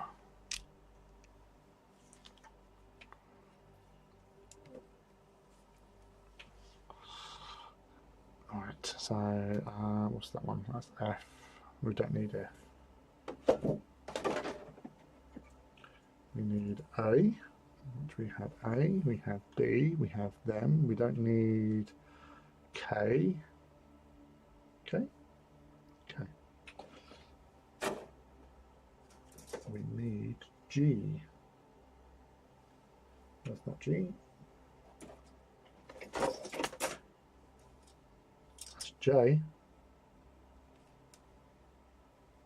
That's G.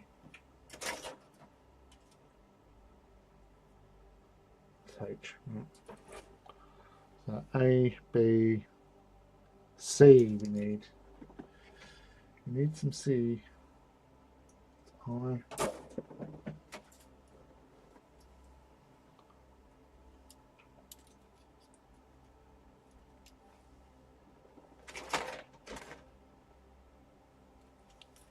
Let's see. Right, C, G, A, B, and PC. Right, okie dokie.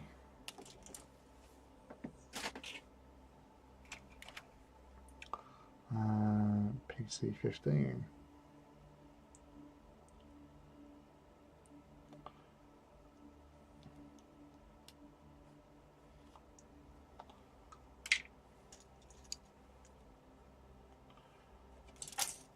G34, G39 and G40. Oh, sorry, G13 first.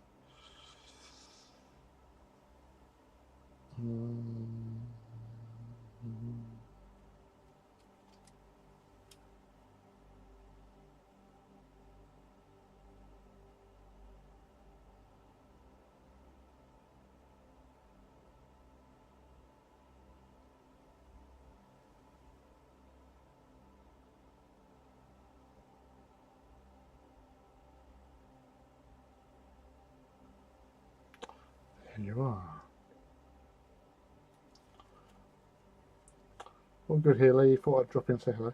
Well, it's always a pleasure to see you, buddy. How you been keeping? How's the family? What are you up to? You're not working, are you?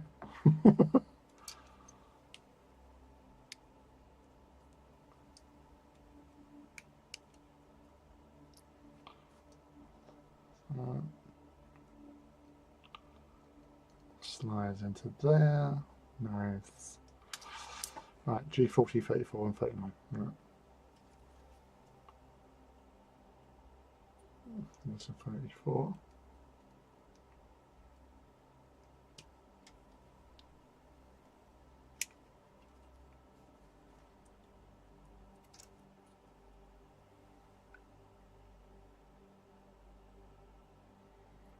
And 40.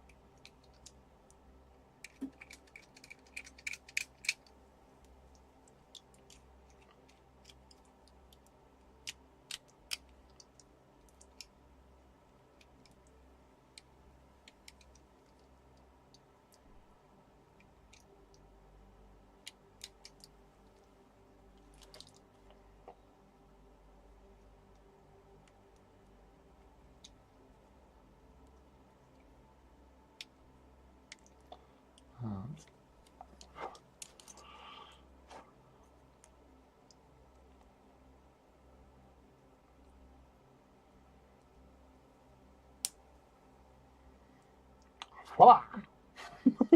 It's a little block. Right. PC-14. Oh, sorry. Sasabi fell over. My bad. I knocked him down.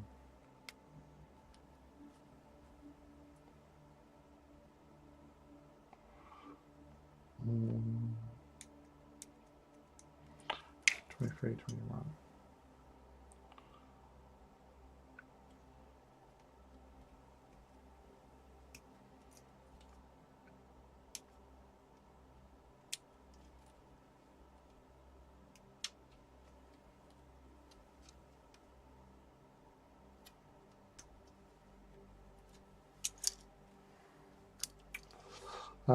Family all good.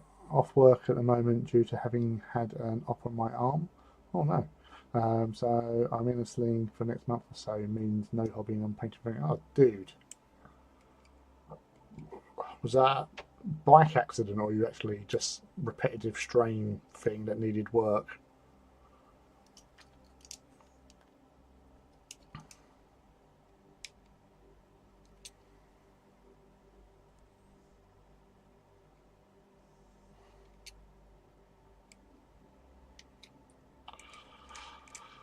Surely you can paint with your offhand.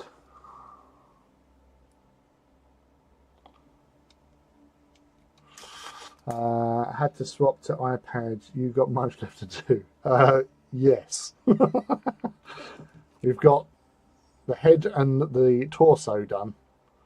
And we're just starting on a arm. And then we've got the other arm. And then we have 2 legs. So this isn't getting done in one night. As much as I would like to, I don't think that's going to be possible for me, unfortunately.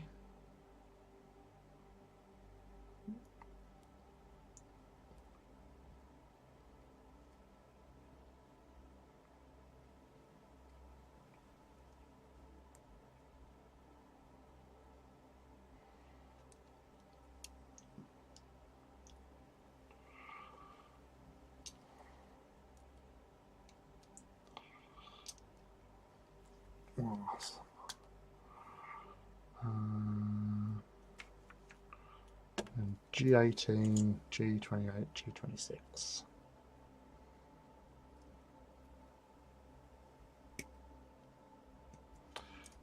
Master grade have obviously a lot more bits involved that we need to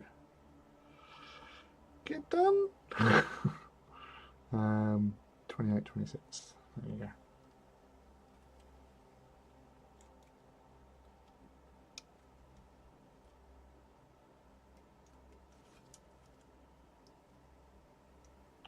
But that's the escalation in the skill levels. Stay up till 2 a.m. get fish. No, shan't. I've got a very busy day tomorrow because it's Thomas Lee's 20th birthday. I know, 20 years old. So I'll be up there early doors. Strangely, we've got to go to his college because he's changing college. So we've got to go pick up his identification and stuff. And then we're going, his choice, by train to Westfield.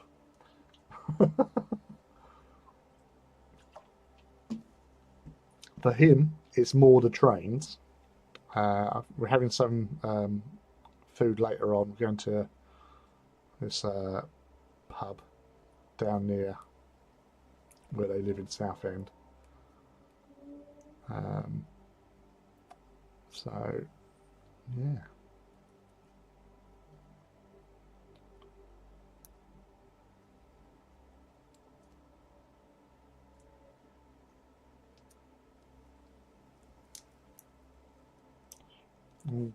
Bugger, bugger, bugger.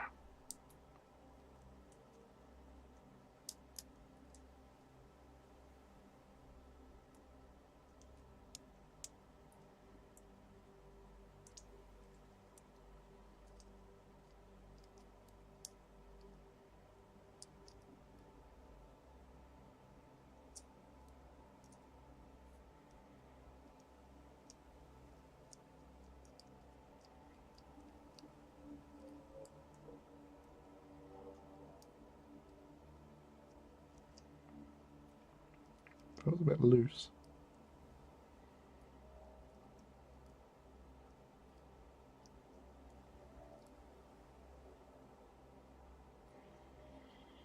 Right. And G16, G17.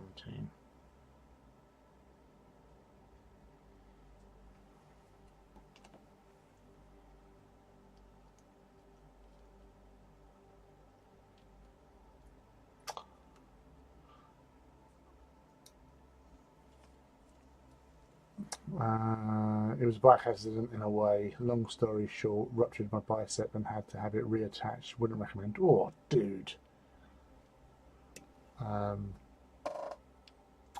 Happy birthday, Thomas Lee. Pop in a casino.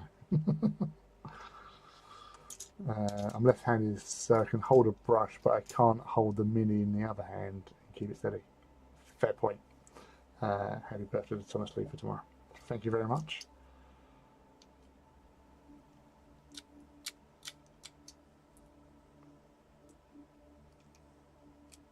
It's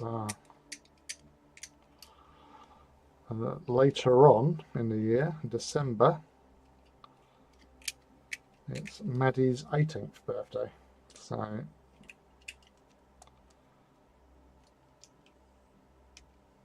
what is that? For some reason, for her birthday, she wanted to go to Paris. No idea why. But we're going to Paris.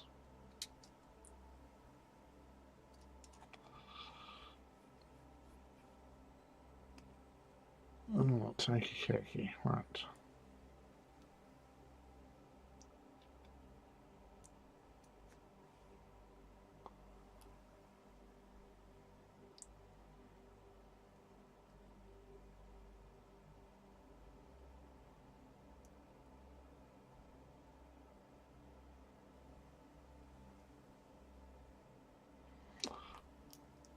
Oh, hold on a sec. I think I made a boo-boo.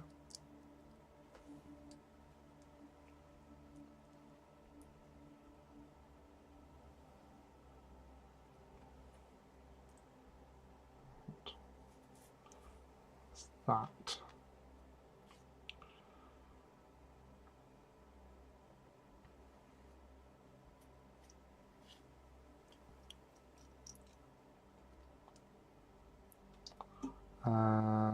Oh, Paris is cool. Jakey's going to New York with Russ.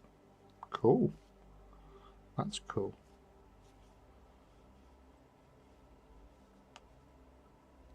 That's mega cool.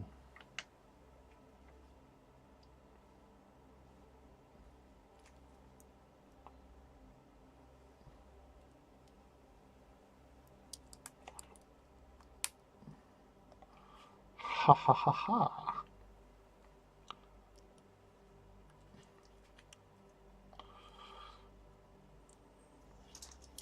How are you, Mouse?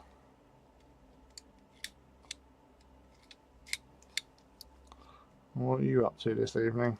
Anything fun, I hope? Right. Ha ha ha! See? There was a reason for it. Excellent. So, nice bendy, jointy, jointy.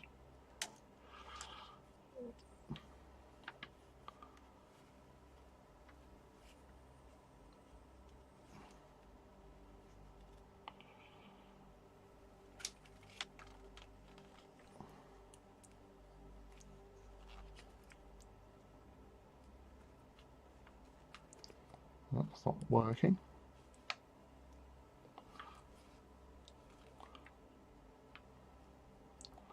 Right, let's take it apart. Why is it not working? I would assume that I put it in the wrong position.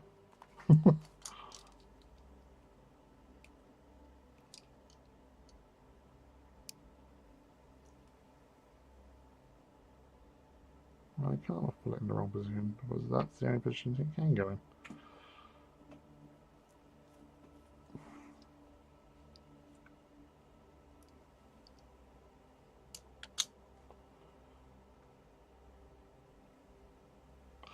Oh, I had that in the wrong position, that's why. Silly Nana. Right.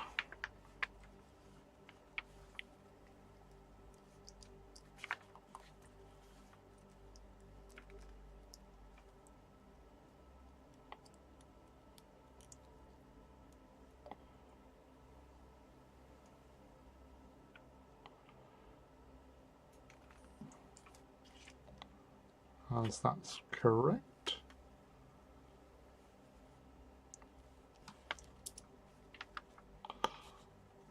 Right, there you go. A little bit there, a little bit. Wonk, wonk, wonk, wonk, wonk. So bendy, bendy, movie, movie, articulation, groovy, groovy.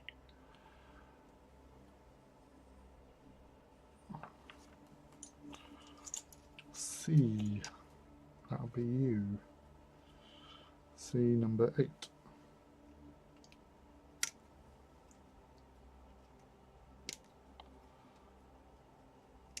Smells like rain. Good, spent this evening painting a Night Porphyrion. Are we talking AT or Forge World?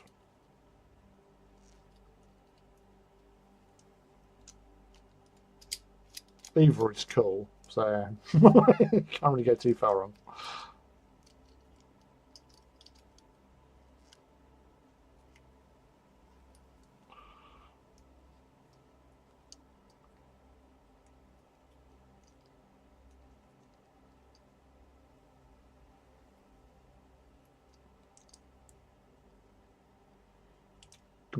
Forge World. Nice.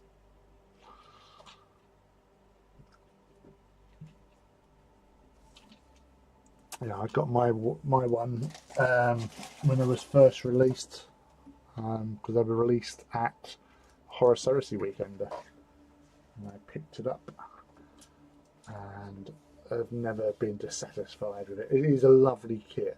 I love the Porphyrion from whence I first saw it. It is such a lovely looking model. And I like the idea of an anti-Titan knight, as it always was supposed to be.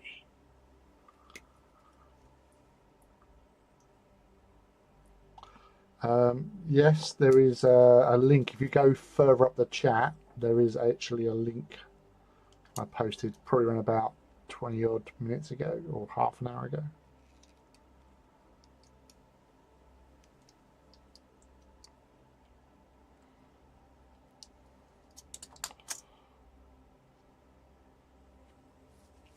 It's a beautiful model. I want to get two.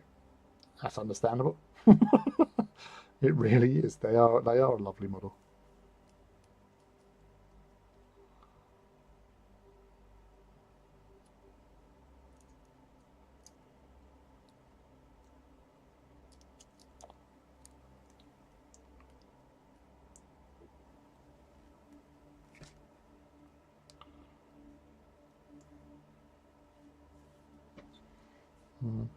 C5.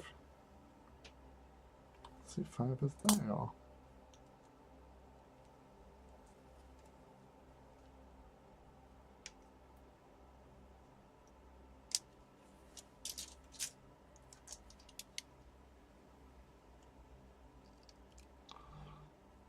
I'm going to stop at 2. Yeah, that's true.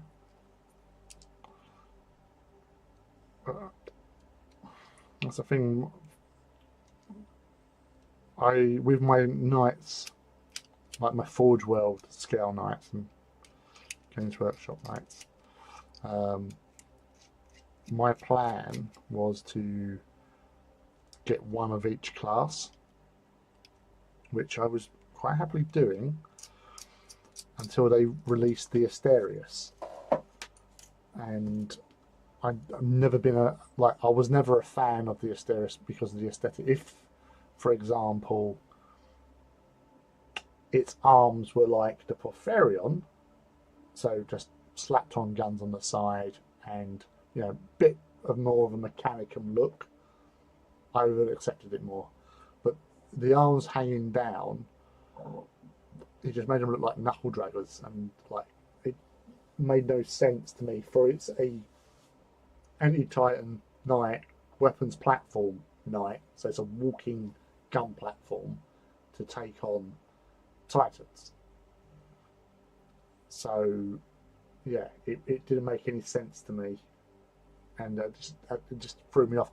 Now, saying that, in recent years, like people like Rob Walters, when he done his Procon Vi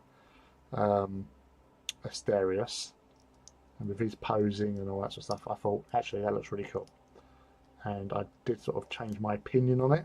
And with AT, I definitely changed my opinion on it, so because it looked cool.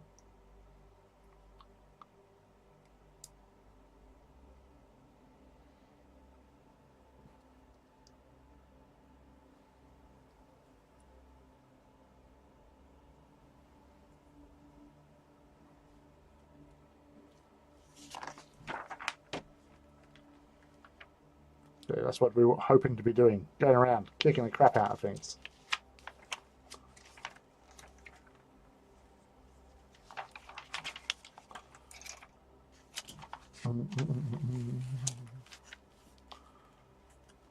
Alright, C7.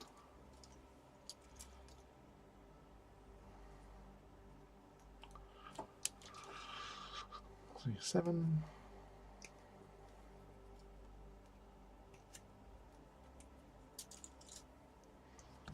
AT, I've got, a couple of Asterios.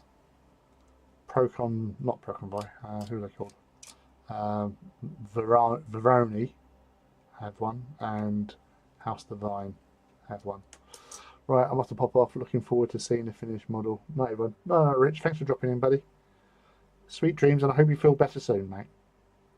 Let's see, 6.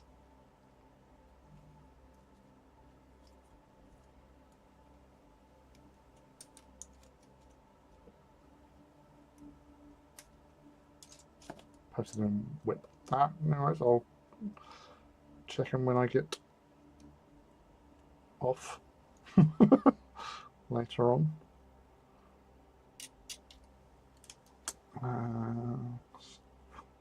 Let's see what wonderful stuff you have done.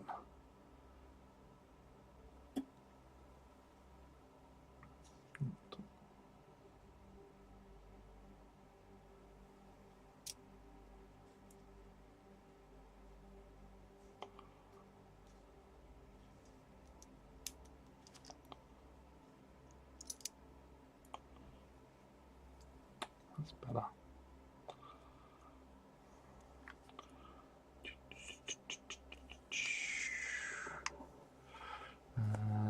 A26.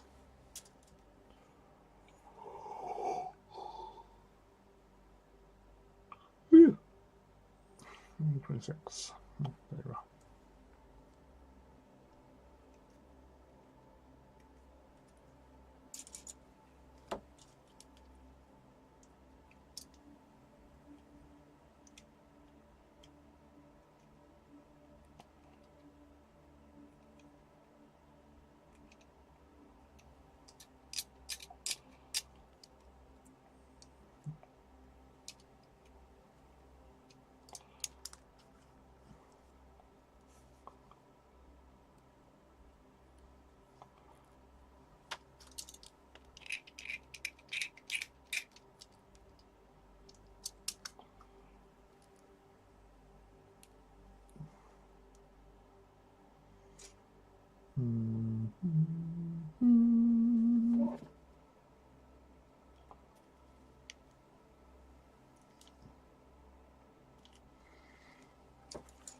Ouch, ouch, ouch, ouch, ouch.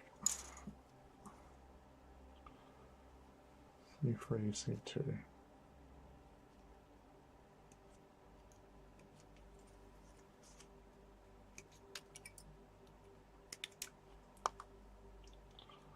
So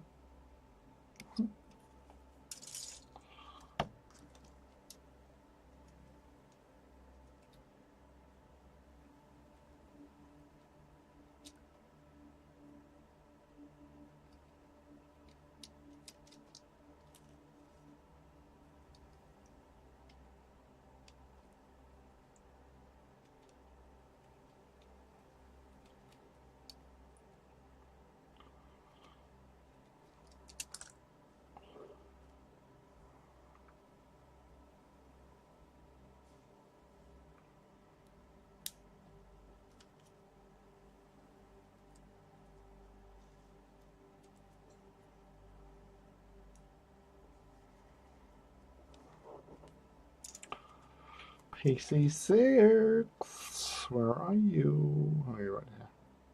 Right in front of me.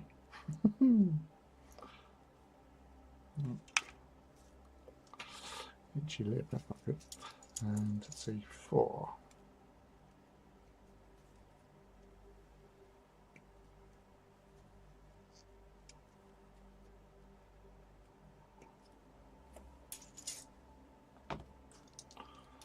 So yeah, so with these master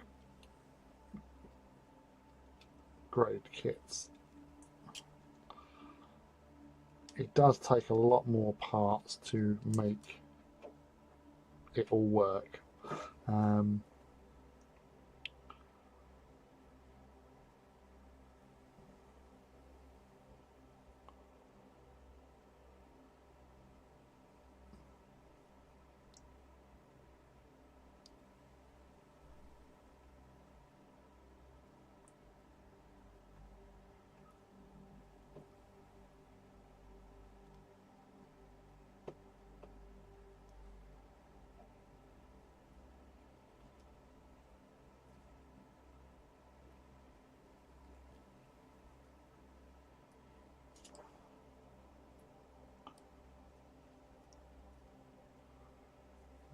Hold on.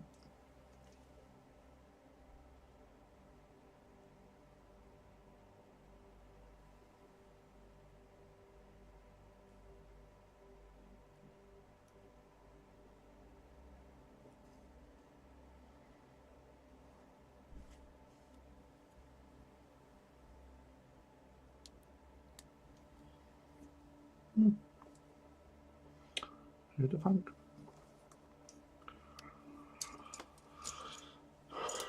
Right, let's get some hands done.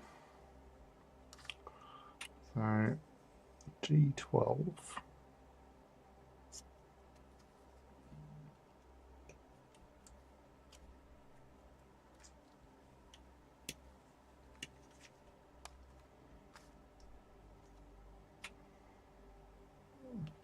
G10.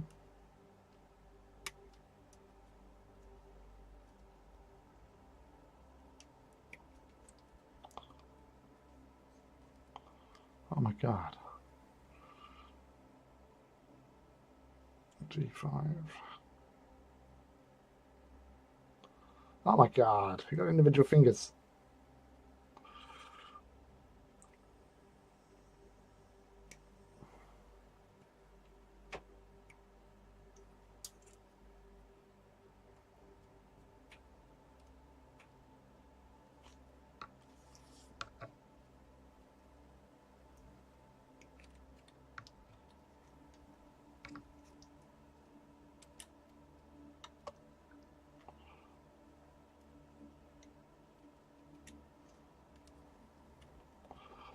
And I've got to get this one off as well because there's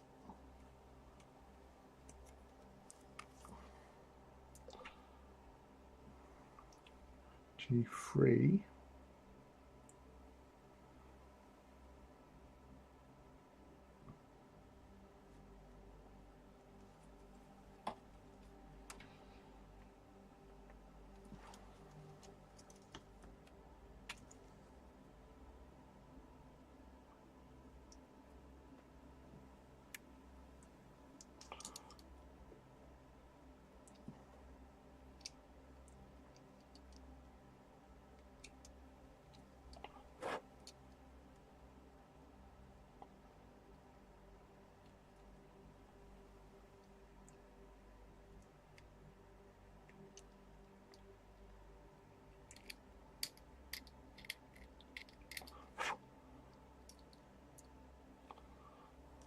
fun.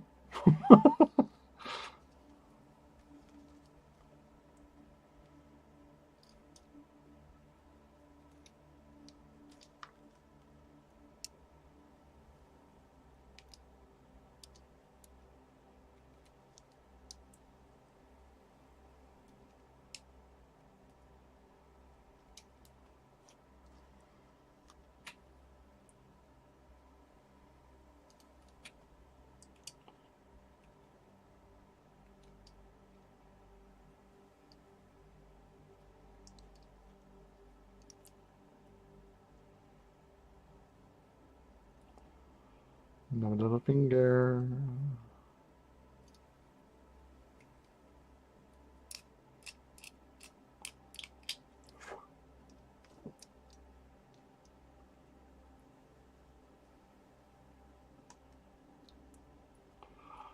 All right.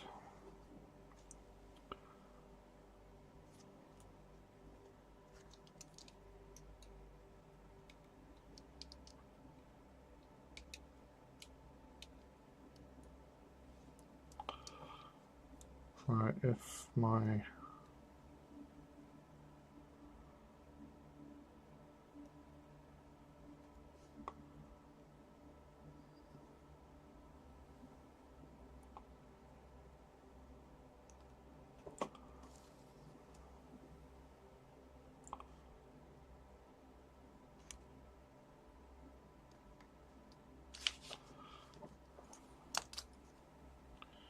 G6,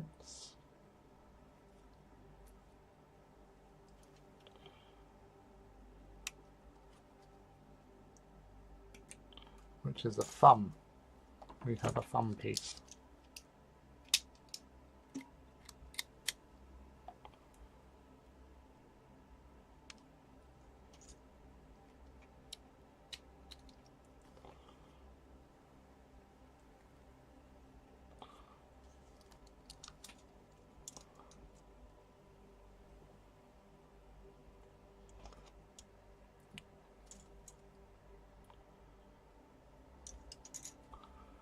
C1. C1.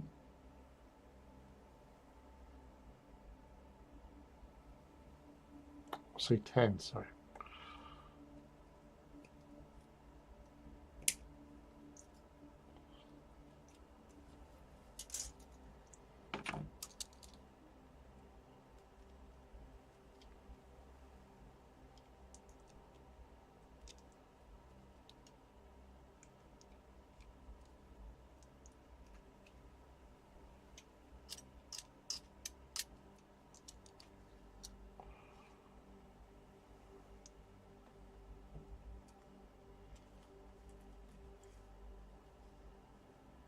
All right, I made another boo-boo.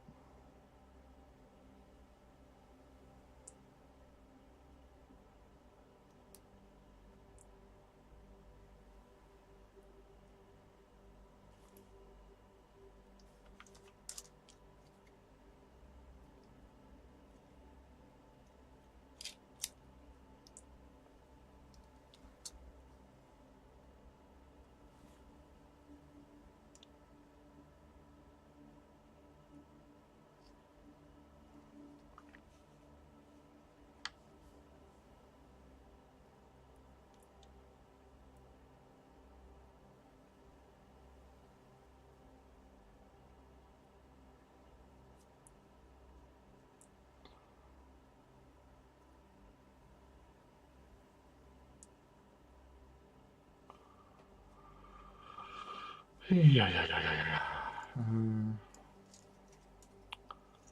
G8. One of those bits.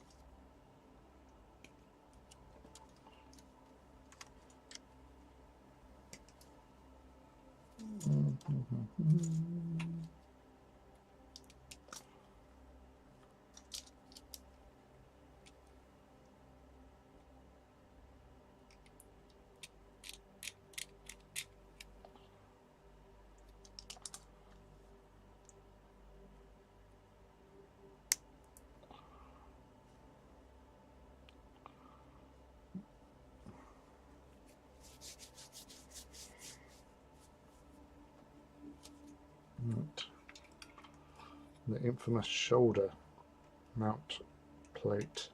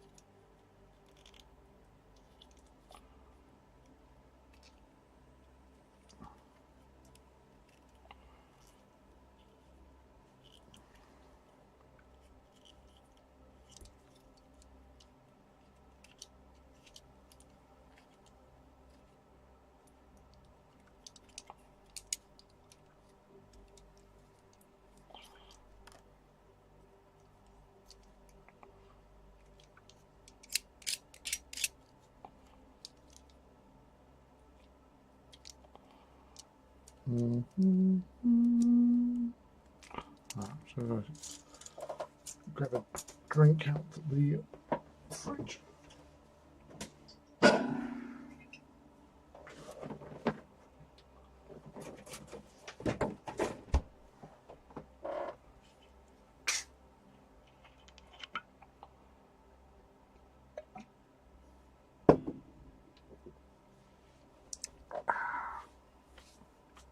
Drink of champions.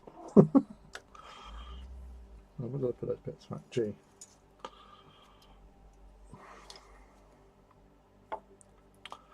PC free. One of them.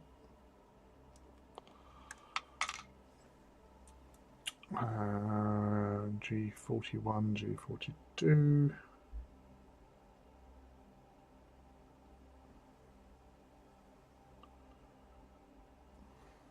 These.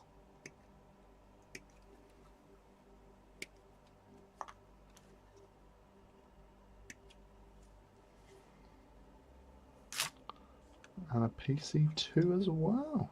How exciting.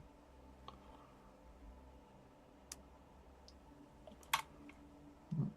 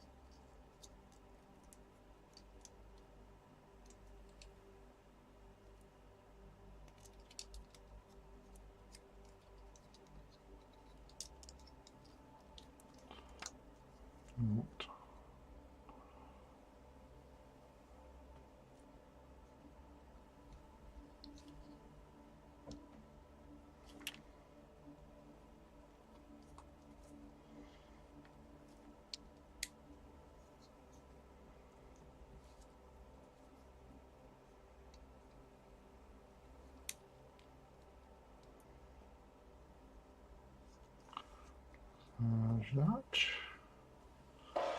G24. One of these.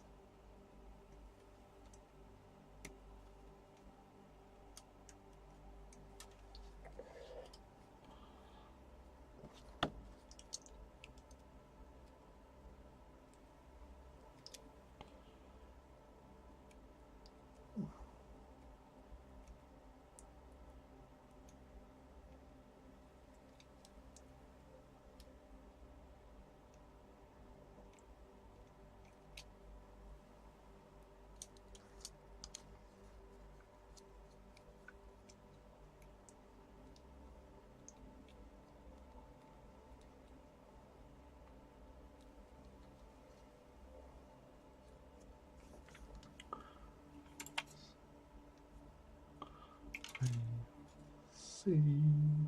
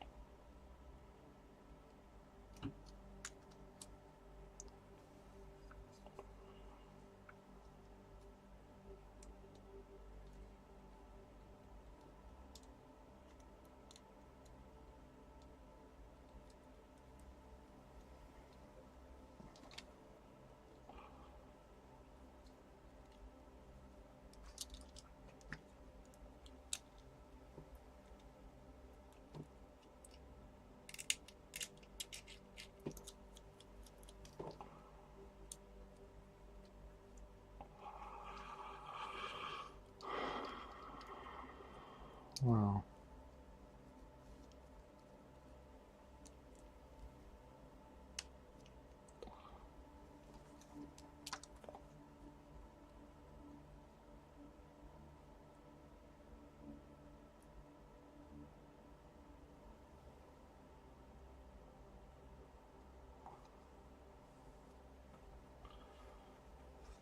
That.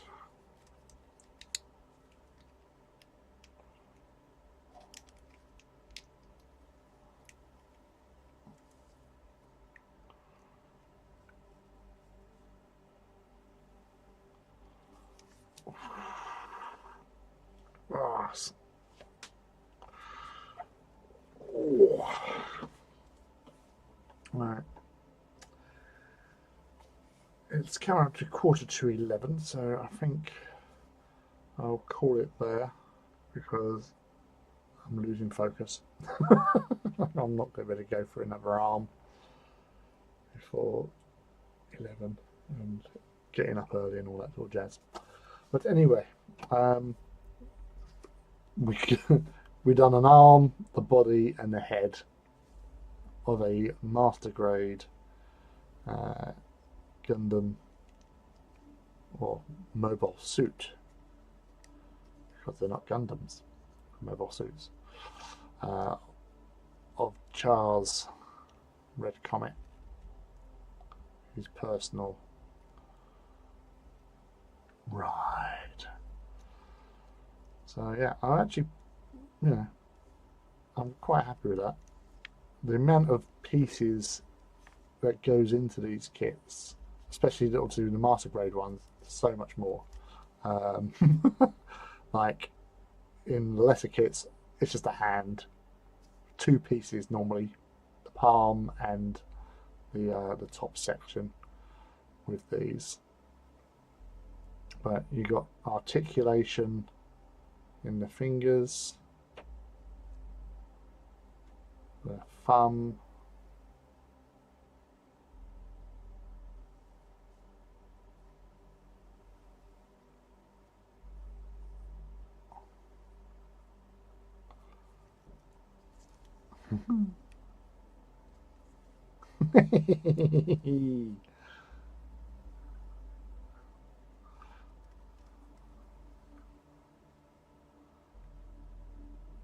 perfection.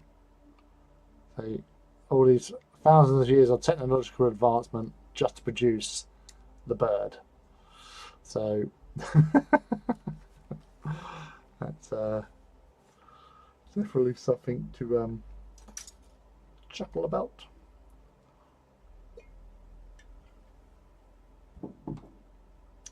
So yeah, we will be back on Saturday for Saturday Night Reaver. I probably will continue building this. No plans as to what I'll be doing on Saturday, so it might be still working on this. Depends what happens tomorrow and Friday. Although I don't think I'm going to get much work done on either of those days. But yeah, I'm probably sorry, yawning. But yeah, so thank you to everyone who's joined in this evening, Really appreciated. Had a nice time building Zaku, my first Zaku, and I went for a master grade. Um, but yeah, so I hope your rest of the week goes really well, and I look forward to seeing you on Saturday from 8 p.m. GMT, 3 p.m. EST if you're in the United States, +1 if you're in Europe. Let's not forget, we all live in different time zones. But yeah, that's it for tonight. Thank you very much for hanging out and joining in the chat, and I will see you all this weekend. So take it easy, have fun, and we'll see you then. Bye bye.